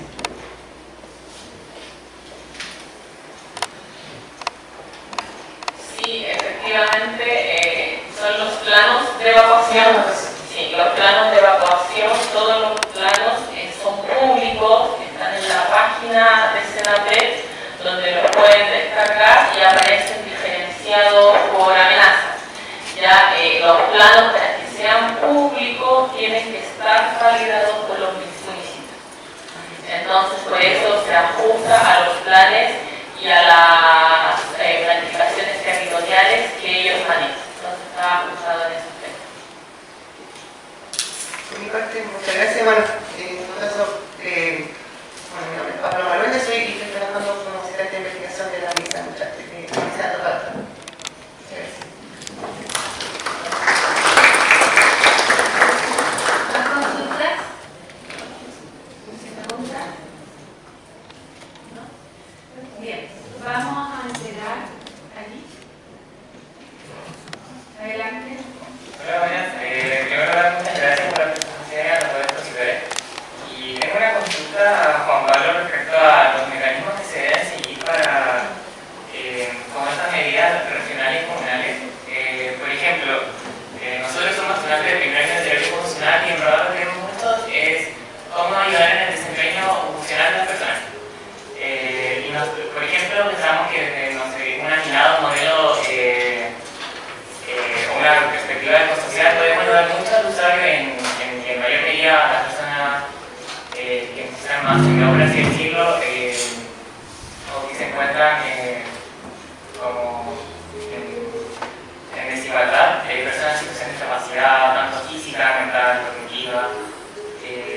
Y por lo mismo, no sé, quería saber cómo qué medida o a qué instituciones comunicarse para desarrollar planes, por ejemplo, no sé, en juntas regionales o en las comunas, como hay que comunicarse con la municipalidad o acá con el Ministerio Regional. Sí, mira, si se quiere pensar en actividades a escala barrial, local, efectivamente son los municipios que pueden tener algún grado de responsabilidad que podrían ayudar. En específico, la municipalidad tiene su Dirección de Desarrollo Comunitario y deberían tener también su listado de organizaciones sociales y entre esas juntas de vecinos para que así tú te puedas contactar, entablar algún tipo de relación y plantear si se puede hacer algún tipo de actividad. Sí te recomendaría como esa primera entrada, si es que te puedes conseguir contactos directos con las organizaciones sociales o juntas de vecinos, mejor, pero claro, si no tienes ese punto de entrada, mejor con las distintas municipalidades y sus direcciones de desarrollo comunitario. Eso como desde el punto de vista social. Ahora, si se puede como entablar como algún tipo de contenido medioambiental, nosotros igual tenemos ciertas bases de datos con organizaciones que han trabajado la temática medioambiental. A lo mejor se escapa como de lo que yo veo que es cambio climático, pero el Ministerio del Ambiente y a través de sus seremías, por ejemplo, tienen divisiones de educación ambiental, tiene la división del Fondo de Protección Ambiental que trabaja justamente con organizaciones que quieren financiar este tipo de actividades, pueden postular y sí, se hace todo un seguimiento y apoyo para que puedan no solamente tener el apoyo financiero, vale la redundancia en el apoyo, sino que también el acompañamiento de cómo rendir cuenta, cuál es el contenido que se tiene que realizar. Y por ejemplo, hay una línea de cambio climático en donde las organizaciones pueden postular a tener financiamiento para hacer talleres e incluso tener instancias demostrativas de energía renovable, en fin. Entonces, también podría ser un enlace con nosotros, porque estas dos misiones, hay dos profesionales ahí que ven esta temática, Silvana y Erika, y ellos tienen mucho trabajo con organizaciones sociales y también cuentan con una base de datos, así que si anotaste mi correo, a través de, si me mandan un correo electrónico, te puedo contactar con mi colega y puedo explorar sinergias para poder trabajar y entablar un trabajo con organizaciones sociales. Gracias. Y otra consulta que tenía, que en verdad es como últimamente muy visto en redes sociales, y creo que mucho no merecido, ha sido como la contaminación que existe como en el desierto respecto como a ropa, que como que hay un basural en el desierto, como qué medidas ha tomado como el Ministerio de Ambiente regional respecto a eso. Sí, mira, eso ya es temática de residuos y te puedo comentar que más a escala global, no sé si han escuchado hablar de la ley se llama Ley de Fomento al Reciclaje y Responsabilidad Extendida del Productor, pero todos la conocen como Ley REC. ¿Ya? Y claro, yo creo que desde ahí ya hay un instrumento para poder evitar que se sigan generando esas situaciones, ¿no? Que se vayan a generar desperdicio y que vayan a caer en lugares que no corresponden o están habilitados. Porque ya se le traspasa la responsabilidad a quien instala ese producto en el mercado de hacerse cargo cuando la persona, el usuario, lo deja utilizar, terminó su ciclo de vida útil. ¿Ya? Entonces tiene que generar ciertos compromisos de recuperación, de revalorización, en otras palabras reciclaje, ¿no? O incluso va a tener que cambiar su modelo de negocio para que no genere tantos residuos y así yo no tenga que gastar tanta plata en poder gestionar esos residuos. Pero en términos prácticos, a lo mejor qué se está haciendo ya con estos vertederos básicamente ilegales que se generan con grandes cantidades de residuos es un problema tremendamente complejo porque claro, ¿qué hacemos con ellos? Ya está ahí, son grandes hectáreas. ¿Lo muevo para otro lado? ¿A qué lado? Y que no genere el mismo impacto que estoy generando en el lado en donde ya está, ¿no? Entonces, se está viendo de distintas aristas, entran muchas responsabilidades, no necesariamente el Ministerio de Medio Ambiente tiene una responsabilidad, eso no lo quiero sacar, pero ahí entran también las municipalidades, nuevamente las volvemos a tocar. Dependiendo de dónde está, si por ejemplo están en quebradas, puede entrar ahí también la DOH, en fin, hay una serie de responsabilidades y es bien complejo que se hace cuando ya está el daño. ¿Ya? Por eso también preferí partir con que ha hecho la institucionalidad del Ministerio para evitar que se sigan generando estas situaciones. Así que lo que te puedo responder es que es complejo cómo poder restaurar por cierto modo estos vertederos con textiles, pero ya hay una ley que de ahora en adelante se va a hacer cargo y de hecho el textil es un producto prioritario como se denomina en la ley REC. Se van a generar metas para que la industria que coloca productos textiles tengan que recuperarlo y revalorizarlo. Ahora, como complementando un poco, existen casos acá en Chile donde se permite de otra forma hacerse cargo de esta norma. En la región de Tarapacá hay una empresa que se llama Ecositex, donde ellos utilizan parte de esa ropa que está puesta en el desierto y luego ¿qué es lo que hacen? Lo trituran, después lo convierten en aislante térmico para viviendas. Y acá en la región de Antofagasta hay una empresa que se llama Roes Ecocit, que también hace como de manera similar a lo que están haciendo en Ecositex, pero con ropa de seguridad industrial. Una vez que termina el ciclo de vida útil, lo convierte también en aislante térmico para viviendas. Entonces son dos claros ejemplos que permiten poder hacerse cargo del tema de los desechos textiles que están vertidos en zonas alejadas urbanas. Eso fue para complementar la respuesta. Y ahí si quieren lo puedo dar en las redes sociales de ambas empresas. Gracias. Y para finalizar, la última pregunta es, por ejemplo, yo soy una persona que hace como 2 o 3 años que sé como mucho medio ambiente, como que reciclo, como todo eso, ¿ya? Y como que acá en Antofagasta este año vine a vivir y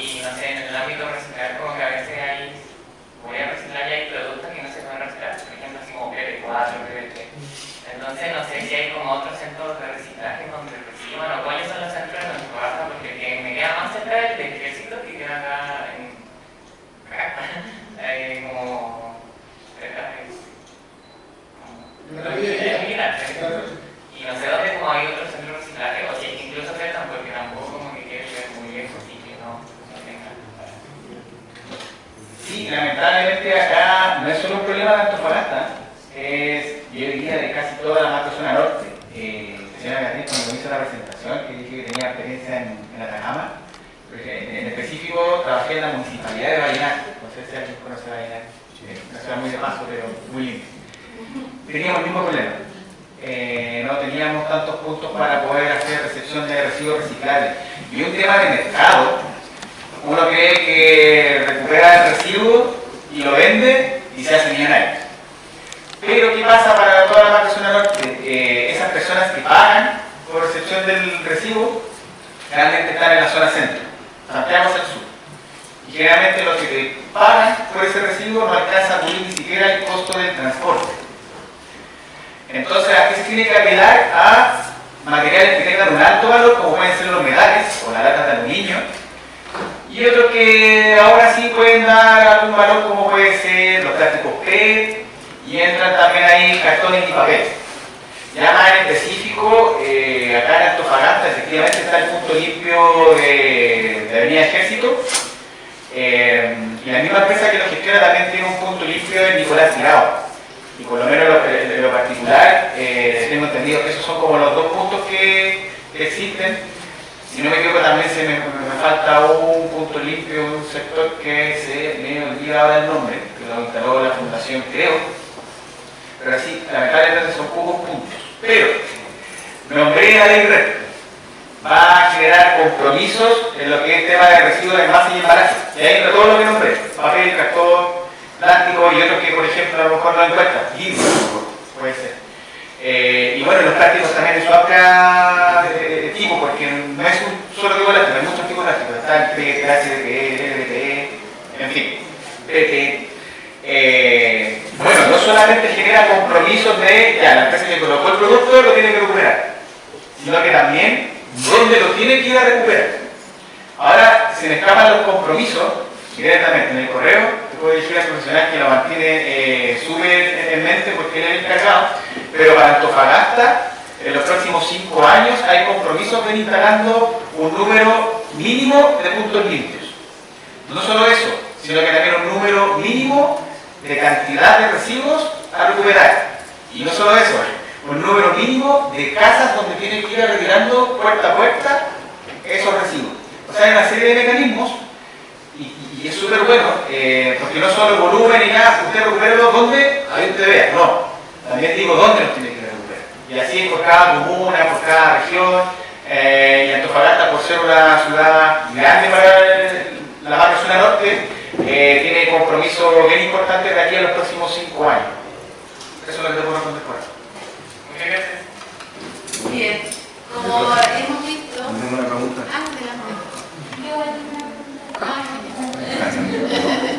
¿Se escucha bien, no? Sí.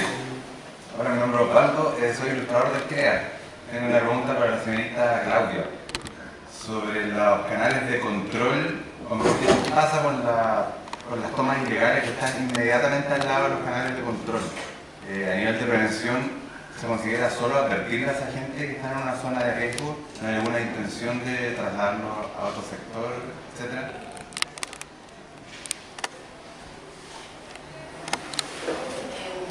O sea, bueno, nosotros como proyecto no tenemos ninguna facultad para hacer algo al respecto, digamos así. Pero sí lo que nos ha dado el proyecto es la facilidad y la buena comunicación que se ha logrado con las diferentes instituciones. Entonces hemos podido gestionar reuniones y avances en ese sentido de comunicar importante que es, el peligro que hay, además que nosotros igual vamos a harta participación ciudadana, entonces la gente nos plantea las cosas, pero nosotros no podemos hacer nada más que en el fondo informar a la entidad que corresponde. Pero sí un punto importante que es lo que presenté del plan maestro, que por ejemplo en reuniones con el Servio ya tenían incluso así pensado campamentos, dejarlos establecidos en lugares que están, pero con estos resultados pudieron en el fondo visualizar que era una zona súper de riesgo que se tiene ahí. Entonces la idea es nosotros compartimos toda esa información para que realmente la puedan utilizar en la planificación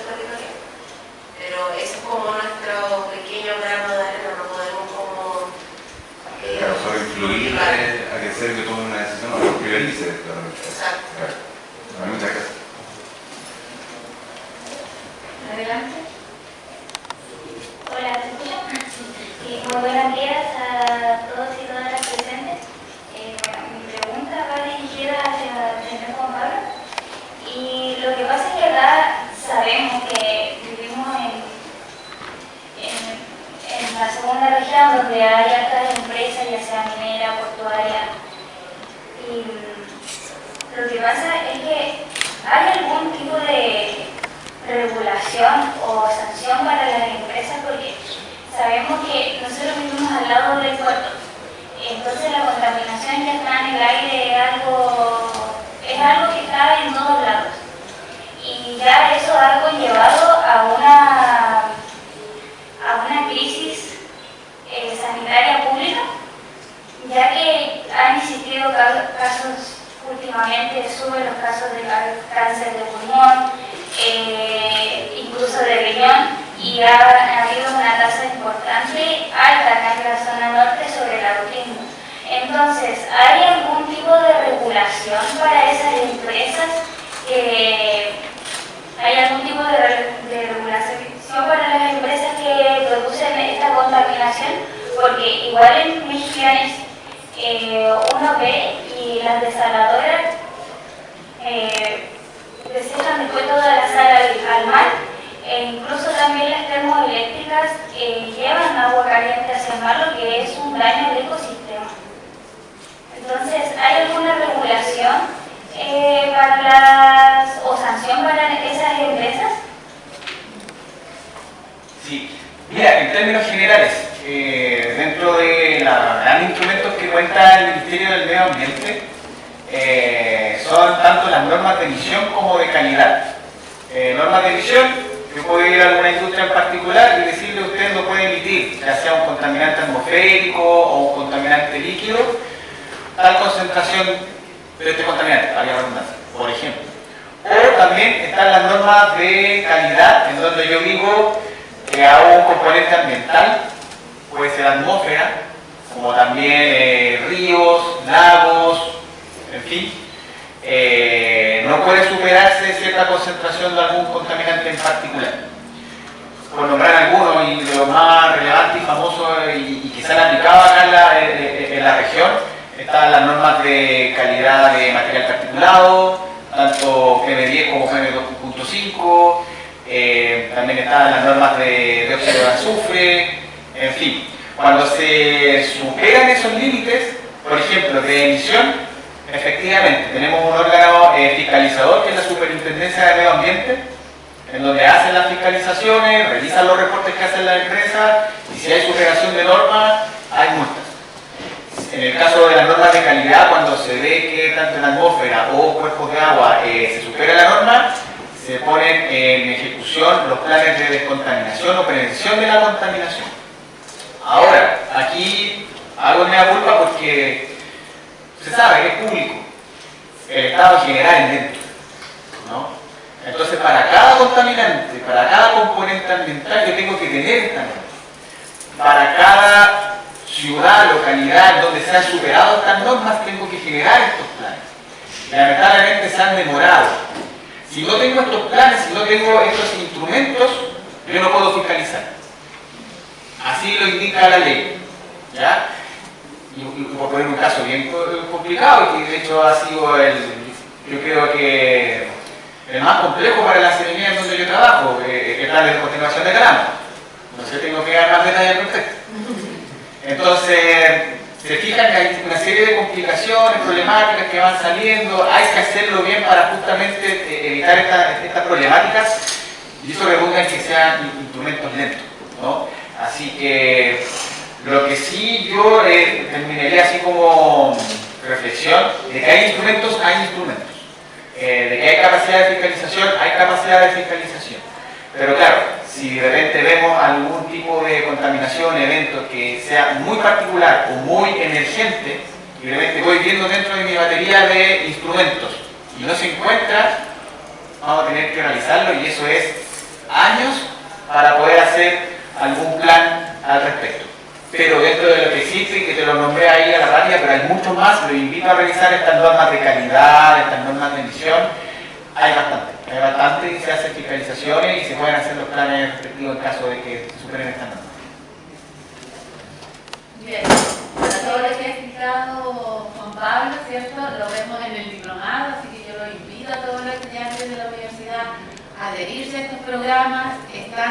Son programas que están dentro de su formación, son paralelos, se titulan como con su carrera, ¿cierto? Con su profesión, y a la vez sacan su diploma en medio ambiente y desarrollo sustentable. Por lo tanto, para poder aprender, para poder estar informado, para poder participar, es importante esta formación. Estar en conocimiento, ¿cierto?, de todo lo que está, lo que es la materia medio ambiente, y justamente una de nuestras potencialidades, ¿cierto?, es poder entregar este conocimiento en términos de normativas, cuerpos legales. Con respecto a las normas de emisión, hay toda una temática, ¿cierto?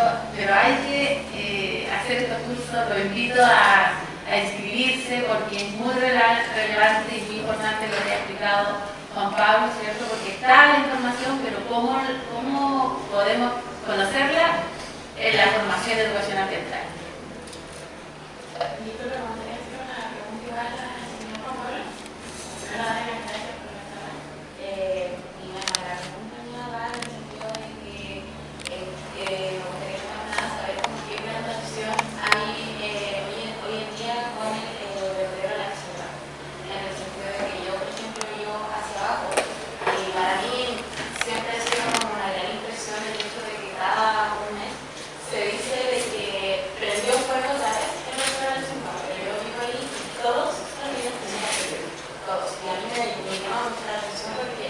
Al lado del vertedero hay una zona, y yo he subido a ver y hay una gran población de niños. Entonces, creo que es súper grave el hecho de que niños y niñas estén expuestos a este olor, siendo que yo vivo igual relativamente lejos del vertedero, y aún así en mi casa, mi pieza está pasada al olor de basura. Entonces yo pienso más que nada en qué plan de acción hay hoy en día, porque no se nombra. Se nombra súper poco el hecho de que de repente y en formaciones se dice que está aprendido, se suspende en las clases, pero quien realmente está cerca del sector sabe que eso siempre se ve. Entonces, ¿cómo está vulnerando los derechos también de esa toma de esos niños, que hay una gran cantidad de niños? Y esa es muy pregunta. Por favor, te presentas. Ay, disculpe, me voy a mantener. Bien. No sé si Juan Pablo va a responder. Sí, mira, Antonella, este es uno de los casos típicos en donde son complejos, y complejos por la cantidad de actores que tienen responsabilidad. A grandes rasgos, municipalidad, porque son los encargados de gestionar los residuos sólidos domiciliarios, servicios de salud, porque es uno de los organismos fiscalizadores. También entra el Ministerio del Medio Ambiente en este caso, porque es el que genera la política de manejo de residuos, pero también en términos de contaminación atmosférica, que es uno de los campos impactados en este caso, entre otros organismos más. Yo te puedo responder por Seremía Medio Ambiente. Ya ha hecho instalación de estaciones de monitoreo muy sencillas en todo caso, todavía no tienen el nivel de complejidad que a lo mejor pueda darnos más detalle, pero sí para iniciar un monitoreo de cómo está la calidad del aire a partir de los eventos de quemas que tú nombraste. Eso ya lo he instalado en algunas, si no me equivoco, casas, organizaciones sociales, están involucradas comisarías.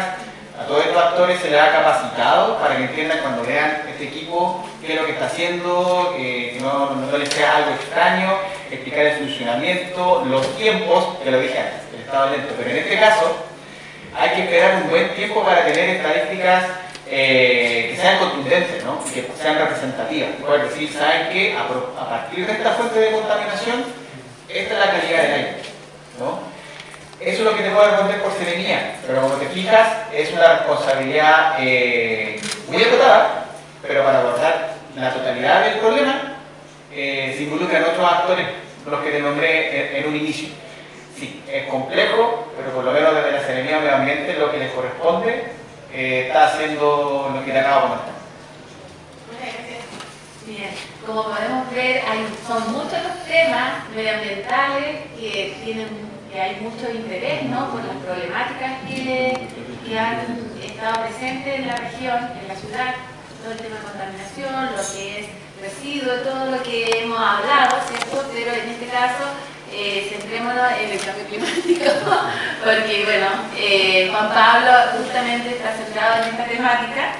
Y van a venir mucho más charlas. En el 2024 viene un ciclo de charlas justamente porque tenemos que abordar estos espacios. Lo importante aquí y el llamado de CREA nos reúne, que es un poco el eslogan, es poder participar. Entonces yo en forma muy especial los invito a participar, los invito a inscribirse en el programa diplomado y poder tener un espacio de conversación. Yo creo que nos hace falta, especialmente con los estudiantes de distintas carreras, el tener este espacio, si bien existen los cursos, pero de mucha importancia es el poder reunirnos, ¿cierto?, con personas que están liderando estos temas, con los organismos públicos, ¿cierto?, que son los que prácticamente lideran todos los programas que se están desarrollando en la región. Entonces, eso es un poco el llamado. Gracias. Bien, si no hay más preguntas, ahora vamos a entregar con Claudio, el director del Instituto de Antropología, un diploma a los expositores y un regalo, así que vamos a pasar adelante para poder hacer esta entrega. Y además recordarle que todos los asistentes también les va a llegar su diploma digital para poder hacerle llegar a través del correo.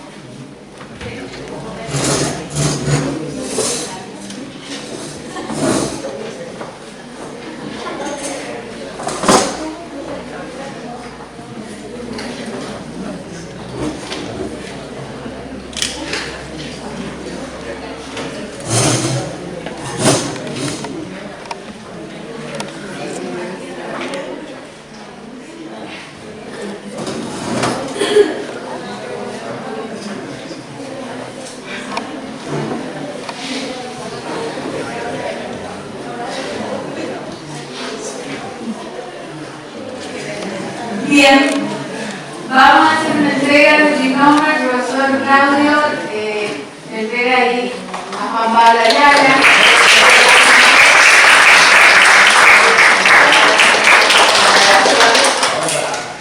Anaí.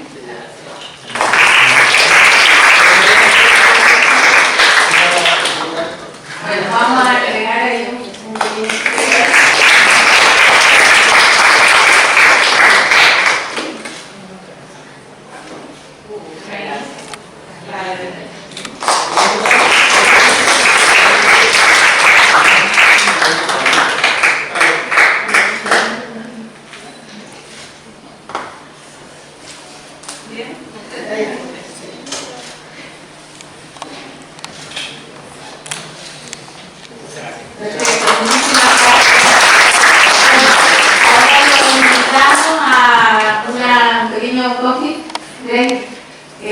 a la entrada del CREA, así que adelante, muchas gracias.